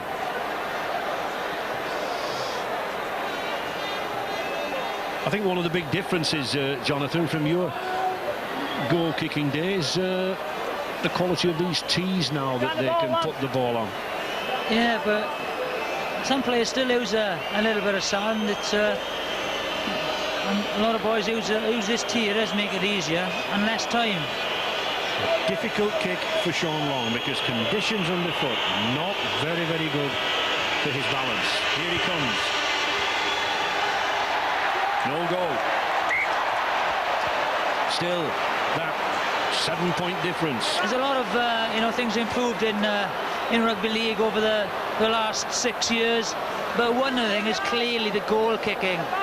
They thought every rugby union boy that came in used to take the goal kicks, but now you've got Sean Long, Henry Paul, Iestyn Harris. They're all superb kickers. Lee Breers, they're all good kickers. Wellens coming up into the acting half-back position, giving the forwards a rest. Cunningham, one forward who doesn't need a rest. David Furley, been a huge success since signing from the Newcastle Knights club this season and coming to Knowsley Road. Sean Long. Joint just hanging back at the right time just to take that pass. A good tackle. Fielden. Yonkers on the 5th tackle. Sean Long again. A testing kick. Ices up to it. Yeah, good position play by young Leon Price there. Got himself in a good position and the bounce favoured him. The bad news for St Helens is that Paul Newlove, the thigh problem, it's not a thigh strain, it is his hamstring. I spoke a few minutes ago to Paul Newlove and he said to me that he will not be able to go back on the end of this game, especially in these conditions. So Newlove out with a hamstring injury. Well, that is a huge blow for St Helens. And this is a big mistake, I think he was stolen out on a one-on-one challenge. I know it's giving him field position once again. Sean Hoppe, good weaving run there from the Kiwi. Cunningham. Sculthorpe. Oh! An interception here for Regan. Can't get away. Terrific recovery. That just shows you the value of Long's pace, and that is why Sean Long takes up that centre position out wide there. A try-saving tackle. A superb tackle. Good cover defence because Regan was away then. Henry Paul. Back to Fielden. Another good strong burst by Fielden. Here we see the ball goes loose. Regan's away.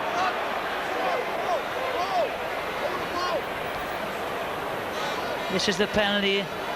Yonkers has got him, won't leave him go, look. Fielden's trying to struggle. That's a penalty. Yeah, the referee obviously had called held. But very even there in the penalties, 9-7. A chance then now for Bradford. Less than 17 minutes remaining here in the 100th Silk Cut Challenge Cup final. The destiny of this cup still not decided. 13 points to 6 for St Helens. Bradford edging closer. Forshaw. Good pass. Withers again. Has played very, very well when you consider he still has a broken bone in his hand. St Helens' turn to defend again. Henry Paul. There is a gap there, but it closed so quickly. They're just too flat outside Henry Paul. Henry Paul's taking the ball at first man. They're just too flat, giving him no options at all. The grubber kick, well done. Tommy Martin, almost like a goalkeeper there. Clutched the ball to his chest, comes up with a little smile, knows he saved the line. Anthony Sullivan. So far in the game, it's the quality of the St Helens half-back Martin and Long that that's making the difference in this game. terrific tackle there from Joe Vangener. But offside, and Long taking a quick tap. Oh, he wants to get upfield if he can. Henry Paul spotting him. Down here on the Bradford bench, a bit of an argument. James Lowes was meant to come off, refused to come off, had a bit of an argument with Carl Harrison, one of the coaching staff. Paul Deacon was going to replace him, possibly at scrum half, with Robbie Paul going to hooker, but James Lowes is still on the pitch. Well, I would say I would like to see the intervention of Paul Deacon coming on. You know, he might just be able to do something, little darting, nipping sort of lad. Yeah, you can see why Noble wants him on. It's just something different. He's very creative, and he'll put Robbie Paul into the thick of the action. And now look, the Bradford tacklers have suddenly come up as well. Sean Long. Still Chris Joint there, topping the tackle count. Tommy Martin. Again with one of those punishing kicks. Withers taking it well. The quality of the kicking has been of a high standard today, especially from St Helens. Lee Gilmore, the substitute, in a dry, clean jersey. Henry Paul and Robbie Paul still trying to get that ball out there.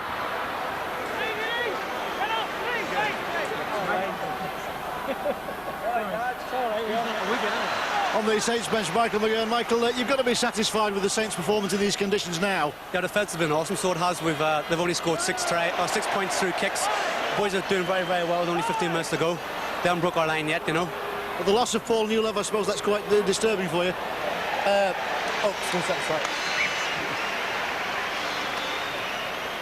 Punishing kick there from Bradford, but of course, from a kick like that, a 40-20, judged by referee Russell Smith. Yeah, there he is. He's inside the 40 there. It's a superb kick over the head, and nothing Wellens or, Sullivan could have done with that. And then maybe this is the impetus that they need. You could see Fielden, raising his hands, wanting the supporters on the side to pick up a little bit of the momentum. The first 40-20 kick then of the afternoon. Can it change the direction of this cup?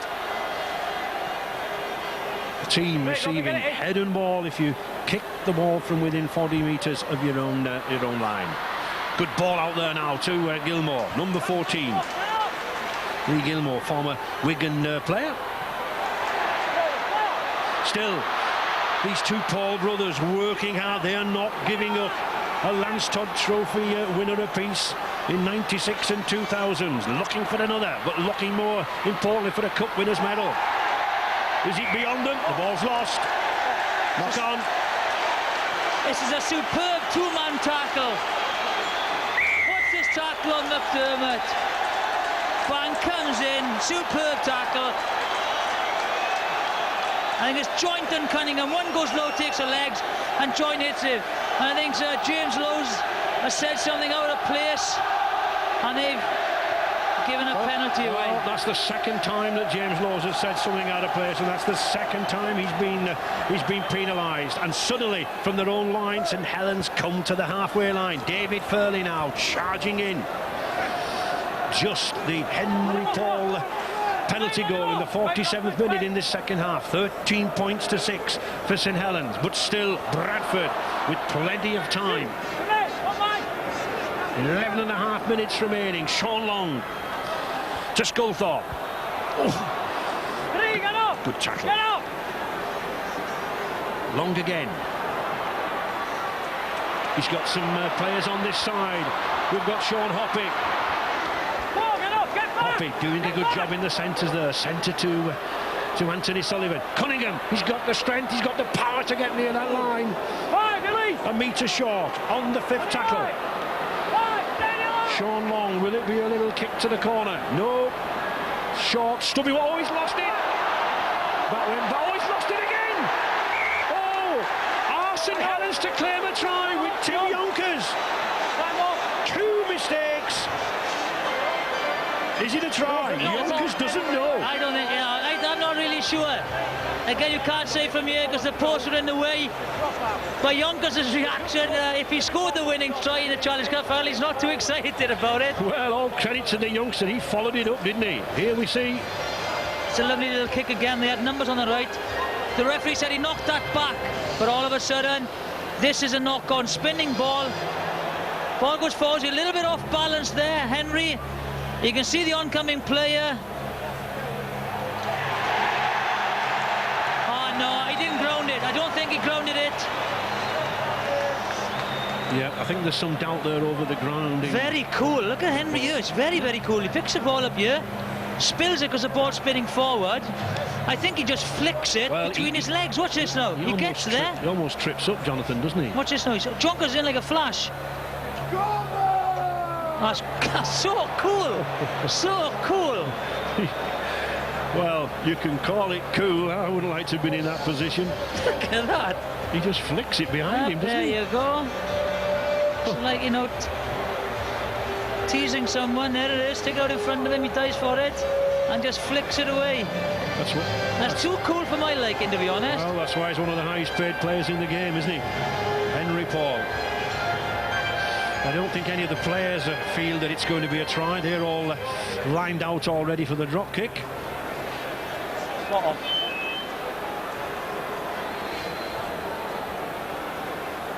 Just have a look at the big screen. It's no try and a dropout. And I'm just looking along the line whilst Henry's waiting to drop out. Just in the top right-hand corner of our screens there in that scrum cap, we can see that Paul Deacon is on, and that's good play. Oh, that's ambitious play. Again, delicate little grubber kick there from Bradford to regain the ball, because possession is vital, but he's hurt himself. Again, very close.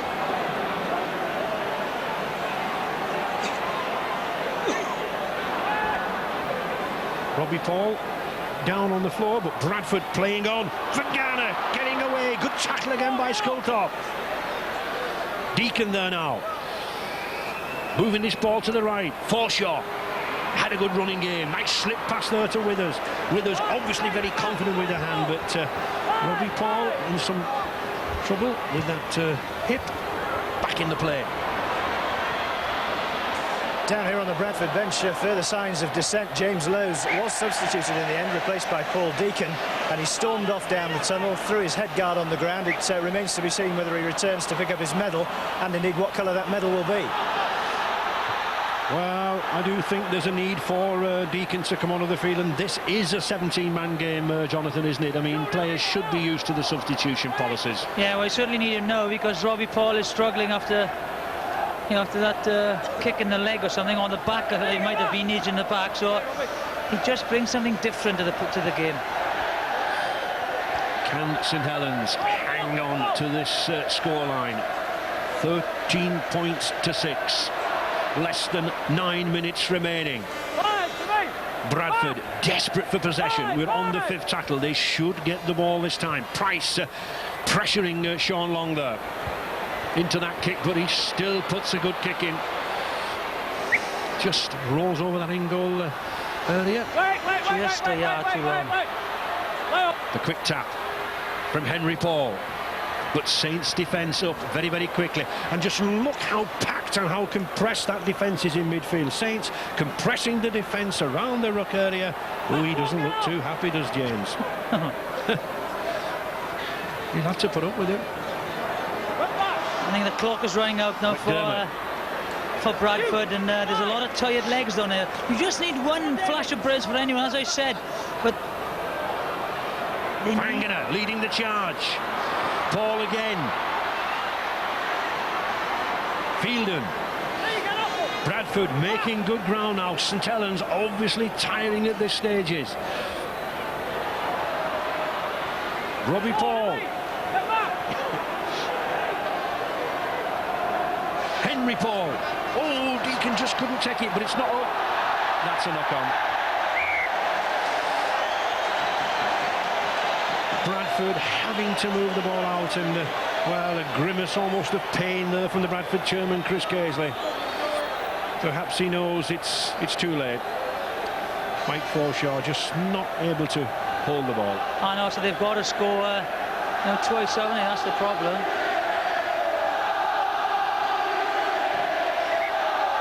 The St Helens crowd at the right hand of our screens may have suffered the torrential rains, but I don't think they'll be too bothered if the scoreline remains the same in 7 minutes' time. Now we were... Long. Everyone is expecting a classic encounter with these two good couple inside. But the weather maybe has spoiled it as a spectacle. It's been extremely, wet out there. But, St Helens won't be too unhappy. A happy Howard Morris, the St Helens chairman there, looking for this amazing feat. Super League winners, World Club champions, and possibly Silk Cup Challenge Cup winners. Tommy Martin still keeps that ball flowing. The rain has relented now. Yonkers, what a good game this young lad has had. Just 19 years of age. One of the many youngsters now emerging in rugby league. By corner, he's got to get back to the other end of the field very, very quickly. 6 minutes remaining.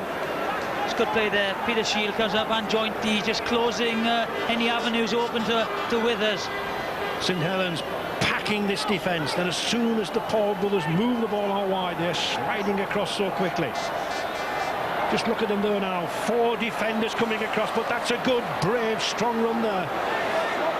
Lee Gilmore. I think that's been the story. 4 defenders against 1 attacker. They seem to be have an extra man on the park all the time. Terrific tackle there from David Purley. Price, can he get away? It just needs one break, one run for Bradford. Withers, Henry Paul. Oh, Wellens spotted the danger from the two Paul brothers. Acting in concert there, the two Bulls, but Wellens was up to it, Jonathan. It'll be difficult to pick a man of the match, won't it? That's the thing. It's one of these things in a scrappy encounter. Do you go for Paul Wellens, who's had a superb defensive game? Do you go for the St Helens halfbacks who Sean Long's had a good kicked, game. very, very well? And Chris Joynt, I mean, his tackling's been tremendous. The two Pauls have never stopped trying. Here's another man now, still going Sculthorpe, but he's lost the ball. A chance for Bradford to open it out. 4.5 minutes remaining. St Helens tackling for their dear life. Sean Long in there. He's done terrific work out wide there in that three-quarter line. By corner. Still, Saints' defence impregnable. The ball went behind him. No, knock on, says referee Smith. Well, I must confess I would tend to agree with Mike Forshaw there. Yeah, I thought that went back, and you have to be honest, some of the decisions have gone against Bradford, the little knock-ons. And is that their last chance gone as well? Because, as I said earlier, they've got to score twice. St Helens then in possession, and all they've got to do is to hold that possession for as long as those 4 minutes are ticking down. And plenty of candidates for man of the match in this game, in these conditions in particular, but the award has gone to Sean Long of St Helens, the man of the match in this Challenge Cup final. Sean Long then, the 8th St Helens player to win the Lance Todd Trophy, the trophy awarded in honour of the famous New Zealand player and coach with Wigan and Salford. Previous St Helens winners: Alan Prescott, Dick Huddard, Kel Coslet, George Nichols, Len Killeen, Jeff Pimlett and Tommy Martin. Kevin Iro. Less than 3 minutes remaining. Bradford needing to score twice. St Helens looking for a third defeat of Bradford in the Challenge Cup final. 96 and 97, and here possibly in 2001. It would be typical of St Helens to do something special at the end, just to sneak over. Sean Long.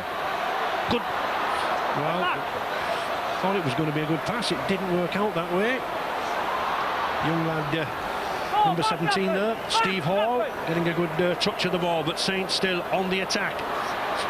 Sculthorpe driving in. A metre from the line. Will they go for another little drop? It's a grubber kick. It's Bradford in possession, but I don't think they're going to have the time. 2 minutes remaining. That drop goal would be important, wouldn't it? It's just that little cushion. Psychologically, Saints know it, just hanging on in there. But here are Bradford. Still the two Pauls trying to... Oh, they've had to pass it. Yonkers has intercepted. Surely that's the end of the Bulls. Ripping out. Show on him. Take on the ball. Well, I think Ian Millward wants Saints to go for goal because that will soak up the time. So does Chris Joint. Little bit of an argument. I think Sean Long wants to put it to the corner. He's looking for a try. Well, 6 tackles. That's what they're thinking of. Just kill the clock. They could have gone for goal and kicked it dead, of course, but they'll just run the clock down. They don't need the points. St Helens then looking now to winning their 8th Challenge Cup final, the 3rd against Bradford. They were runners-up to Batley in that first Northern Union final, as it was known, in 1897. Now, in 2001, Chris Joint going for the line. Just inches short. The player down injured. Man badly injured here on 3. Into the final minute. I think there's a bit of blood there. I think that's... Ladies and gentlemen, the winner of the Lance Todd Trophy. Henry Paul, he's been in the wars. It's been a tough game. Challenge Cup final, as selected by members of the Rugby League Writers Association. Present here at the match, the winner Cunningham Helens number 7 to Sean Long. Skullclaw. This is good play for St Helens now. They're opening it out wider now to Kevin Iro. Can they finish with a final flourish? Deacon scampering across there. Still, good defence from Bradford. Hard, dour game. Both these sides will know they've played in a game. Here's a chance for St Helens. She is just short. Just short on the 5th tackle. Final seconds coming up. Get up. Referee Smith wanting a quick play of the ball. No. I think he saw the line, but the seconds being counted down. It's all over. The 2001 Silk Cup Challenge Cup, the 100th in the history of rugby league, is over, and St Helens are the winners by 13 points to 6. And what a magnificent moment, not only for these players, but for that coach Ian Millward. A remarkable treble, Jonathan. They are a quality side up from, you know, 1 to 13 on the bench. They just ooze class all the way through, and in tight matches, you know, they know how to play the game. They've got a great kicking game. Good forwards, it's been strengthened with the inclusion of the 2 Aussie Shields and Fairley. But it was all down to the kicking game today. That was the big difference. And justifiably so, to come out winners of the Challenge Cup. Somehow I don't think that man Ian Millward is too bothered about the rain now, and I don't think those St Helens fans who really were soaked at the right hand, I don't think they'll be too bothered. Kieran Cunningham and Paul Newlove coming on as Sonny Little there to console the Bradford players. A hard game, a tough game. At times not a spectacular game, but played in a very good spirit between these two sides. But St Helens have done it. The Super League champions, the World Club champions, and now the Silk Cup Challenge Cup winners for 2001. Lee Gilmore can just stand and wonder why. You always say, you know, the Bradford supposed to say now a little jinx on St Helens had a jinx over them, and it just felt that was the case, you know, at the start of the game. They didn't play with the usual passion or pace that you know, they play in Super League week in, week out. So, you know, they looked very flat and a little bit unorganised at times, and that didn't give the platform for the Paul brothers, you know, to set their stamp on the game. Delighted Chris Joint there going over to thank the St Helens side, and an even more delighted Ian Millward. Just over 12 months at Knowsley Road, taking over from Ellery Hanley and pulling off a triple, which is unique in Super League. Wigan getting the triple back in the early 90s, but St Helens the first in Super League. And Sean Long there, the Lance Todd Trophy winner. They call him Captain Fantastic at Knowsley Road, and certainly a coach fantastic at Knowsley Road too. The rain, the atrocious conditions certainly hasn't dampened the enthusiasm of those fans. Kieran Cunningham, a lot of controversy and discussion over his immediate future, but I think his immediate future will be a glass or two of champagne tonight. And well, difficult to convince the losers, but the game is often bigger than the prize. And today, at a wet, damp Twickenham, so it proved. Carl Harrison, the assistant coach there, consoling the players. Sean Hoppy, his first Cup Winners' medal to come. Paul Anderson, he tried to rouse Bradford so gamely in the second half, didn't he? Yeah, and that's how would they be happy. Fantastic year for them. But I know it feels like they're in a losing side in the Challenge Cup final. You just want to walk around, thank your supporters, and get into the change rooms. Unfortunately, you have to go and get your medal and watch the victorious side go up after. So it's a disappointing end for Bradford, but St Helens, they are a world-class side. Fantastic rugby team. And the man of the match, Sean Long, you won't see a wider smile on that. That was in many ways an incredible game, Sean, wasn't it? Yeah, it was a very tough game, you know. Bradford, full credit to them, they never stopped trying, and you know, it's a great spectacle for rugby league, and what atmosphere here. I've always dreamt about, you know, winning medals like this in this country. Have you had a more tense second half than that in your career? Not really, no. They're all tense though when you're playing the Challenge Cup final, and you know, the last 10 minutes I was screaming it off, my voice is killing me, but the lads dug deep and we got the win, that's the main thing. What about this fellow, Tommy Martin? Congratulations, Tommy. I mean, that was a first half display that won the game, really, wasn't it? Yeah, it was, but you know, we've got to defend for the 5 minutes, and you know, this is a great team, and like I say, you're right saying something, said we can't defend. Bradford Bulls never scored a try. You must have been thinking in the second half that drop goal of yours in the first might have been very important. Yeah, you know, you know, it might come to a conclusion at the end, you know. You put them over early and hopefully that'll send you through, you know. But they were absolutely made up. The conditions, I mean, it must have been very, very difficult. It was, you know, it didn't make his mind of what it was going to do. It was either going to be dry, then it was raining. Couldn't believe it when he come out for the second half, but you know, we're happy now. Okay, thanks very much. A word with Ian Millwood, the victorious coach. Congratulations, Ian. I mean, I don't know, how do you do it? Special time, isn't it? Winning back 3 trophies. We just want to take it in and enjoy it. It's unreal. The first half performance was impressive, but Bradford didn't seem to quite gel, did they? You know, we just worry about ourselves, really. Really proud of the guys. No points in the second half, you know, against us. We played a little bit different today, but it was the way to win. When you saw the weather like that, the torrential rain, did that give you a few moments of concern? I don't have control over that. Congratulations. Thanks. Well done. The winners then of the 100th and the 2001 Silk Cup Challenge Cup St Helens, to be presented by the Prime Minister, the Right Honourable Tony Blair. The cup first presented in 1897, 36 inches high, costing £60, and the last time we'll see this trophy ever presented. It's wearing too thin now after 100 years. A replica will be unveiled next year. 51 steps to climb, a little higher than at Wembley's 39, but I don't think that will trouble St Helens skipper Chris Joynt. St Helens then to lift their 8th Challenge Cup final, the 3rd against the Bradford Bulls. They were runners-up to Backley in the first in 1897, the winners in the 100.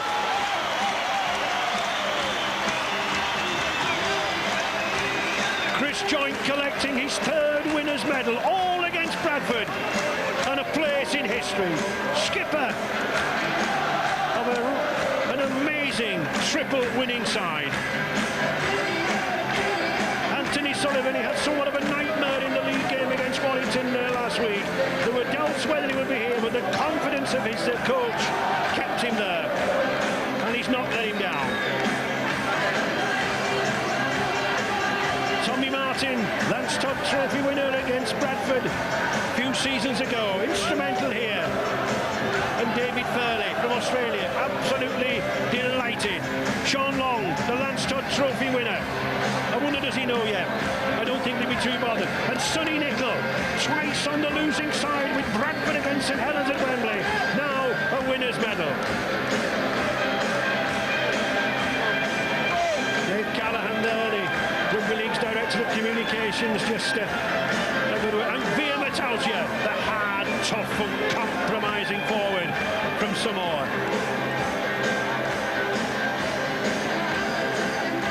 Peter Shields and Ian Millward.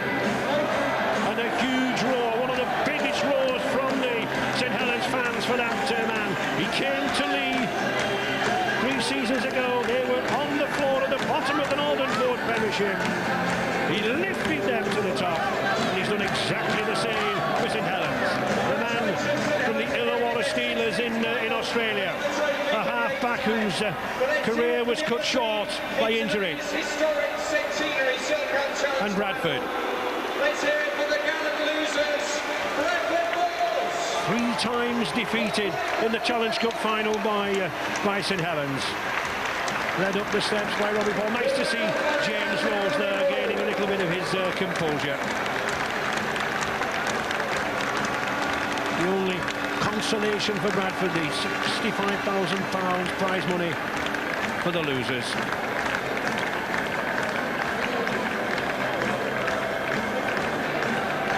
And Robbie Paul, his 3rd loser's medal against St Helens, but still a smile. They played so hard. Paul Anderson, who tried to inspire the pack in that second half.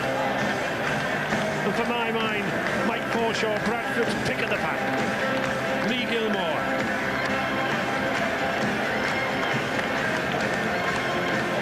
Joe Vangana, he wanted to play in this match so much. Liam Price. Well, they just want to get into the dressing room, don't they?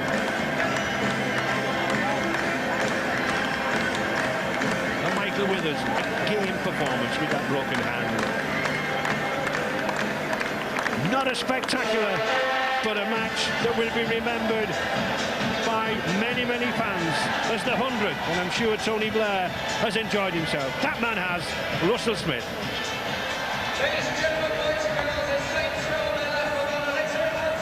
So as the last of the presentations are made, our thanks to Jonathan Davis and Ray French. Alan Hunt and Martin O'Fire have been watching in the studio with us this ruthless, efficient St Helens performance, and Martin, Bradford must be sick of the sight of them by now, I should think. Very much so. You know, they didn't shake off that tag as the team that chokes on a big occasion. If I'm going to be, you know, kind to them, at least I'd say they underperformed. You know, St Helens won the game. They didn't win the game as I thought they would win the game. I thought they might go away with it, but the second half conditions, you know, made the game not much of a spectacle. As I said, not really the players' fault, just the conditions and the fact that both defences were on top, and you know, St Helens take home the spoils. And Alan, the grip that St Helens took on the match in the first half seemed even more secure in the second half. Yeah, Bradford didn't really look like they were going to trouble the scoreboard, and both defences were very strong. It took St Helens 2 kicks to unlock Bradford's defence, but what St Helens did was they saw it as an arm wrestle, and they just gripped on, and in the end it was enough because Bradford, trying to make the special plays, came up with ball and handling errors, and really just gave the game to St Helens. Not that St Helens didn't play well; they played very well, but that's probably the poorest I've seen Bradford play for a long time. They really, maybe it is the occasion, but they really did seem to let it get to them. Yeah, and to prevent a side like Bradford even scoring a try in a match like this says as much about the St Helens performance, doesn't it? Yeah, St Helens have for a long time been known as the entertainers of rugby league, but since I think Ellery came and now Ian Millward, they've got some steel in the defence, and they really don't let teams, you know, score against them. They just go out there and they defend. It's like an arm wrestle. Rugby league at its best can be considered a bit of a dour game because it is an arm wrestle. You need somebody to make a mistake, or you need somebody to come up with, you know, a really great play, should I say. And none of those things happened in the second half, and that's why you know, St Helens won the game. Sean Long, for my mind, he was man of the match. I think Paul Wellens ran him a close second because he was phenomenal at the back. Yeah. But Sean Long, you know, his kicking game and his genuine enthusiasm about the park, I think, confirmed him as you know, a rugby league superstar. So where do we place St Helens now? Ian Millward was saying before this match that if they won, they wouldn't be the greatest club side ever, but they'd certainly be among them, and that's how we should judge St Helens, is it? They've got to be. I mean, you look at the great Wigan team of the late 80s and early 90s, and you've got to place this team up there as good as any of the Wigan teams, because the Wigan team manufactured teams year in, year out with a great rotation of players. And the best Wigan team of the 80s and 90s, this is without doubt as good as any of them. And then you go back to the great Wakefield and, you know, Wigan and Saints teams of before that. I'm sure Ray will be able to tell us more about that. They've got to rank along with the best of them just on the mere achievements of one year, or the consistency over the last 5 or 6 years. Three Super League titles, 3 Challenge Cup finals now.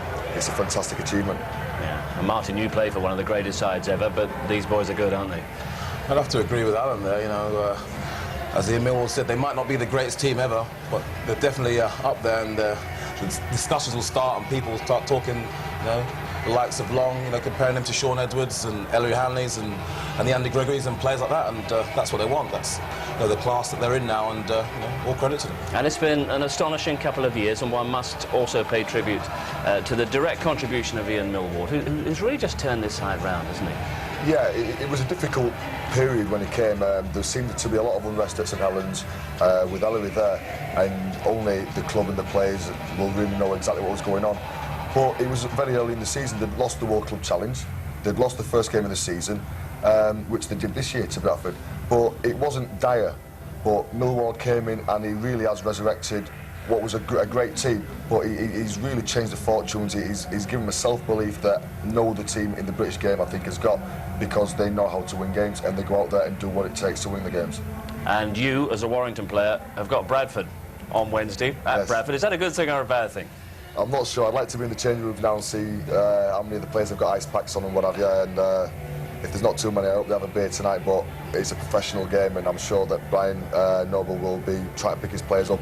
And I fear there may be a backlash of Bradford players coming out really wanting to prove themselves. So it's going to be a tough test for us.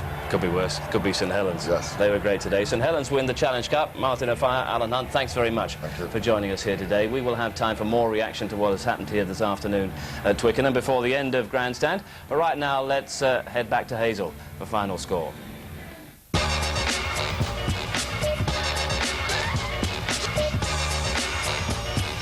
Yes, we're heading for an anxious finale to the football season in all of the divisions, and none more so than in the FA Carling Premier. See you tonight, love.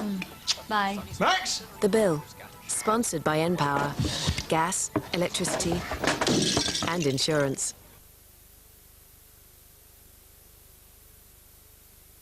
As the younger brother takes the trophy, This is an historic victory for Ralph Schumacher. it's beginning to look like a family show. Fabulous. Only our man Coulthard could put a stop to it. It's good for David Coulthard. He's done it. It's neck and neck for the World Championship. David Coulthard is equal in points with Michael Schumacher. This season is just going to go on better and better. The Spanish Grand Prix live and exclusive this weekend on ITV. Who will work with Bob Martin? Bob, please, we don't have an endless supply of celebrities, you know. The new series, Monday after the ITV News at 10. Sorry for the delay. Look, Friday's always a fish day, isn't it? I mean, it's something to look forward to. So how come this week she comes in with a bit of steak? When you can make as many local evening and weekend calls as you like for just £5 extra a month, you'd better start limbering up. She says I thought you might fancy a bit of a change. I said I'm not that type of bloke. Bit of cod and parsley sauce. BT Talk Together. Call 0800 05 5555. No, when I talk, people listen. Yeah, green, I think it was. Green with a pink hat. Brad Pitt. El Camino. Julia Roberts. Are you full throttle? Get ready. Get set. The Mexican. Starting tomorrow in the new Daily Express, win a life of luxury. We'll give you a £100,000 shopping spree in Harrods, plus a weekend at the Ritz in Paris, plus the use of an exclusive London apartment and lots of other fabulous prizes. We'll even give you a Ferrari to keep. Win all this in the new Daily Express, plus your free award-winning Saturday magazine. Pick it all up tomorrow. Saturday night kicks off at 6:10 with Don't Try This at Home. Then join Scylla at 7:10 for Blind Date. You did say that you've been woman-starved for 3 years. Right. You've got to wonder why, haven't you, when he's snogging blokes when he goes out. And at 8:10, it's It'll Be Alright on the Night, 11. Followed by Midsummer Murders at 9:10. There he is, dead. Not dead, Inspector. Merely murdered. That's Saturday night on ITV.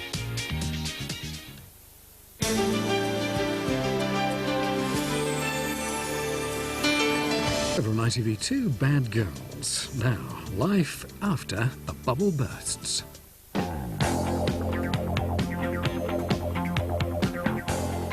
What do you do? Children dream of being famous. But for those kids who have made it, what is the truth behind life as a child star? Consider yourself at home. Consider yourself one of the family.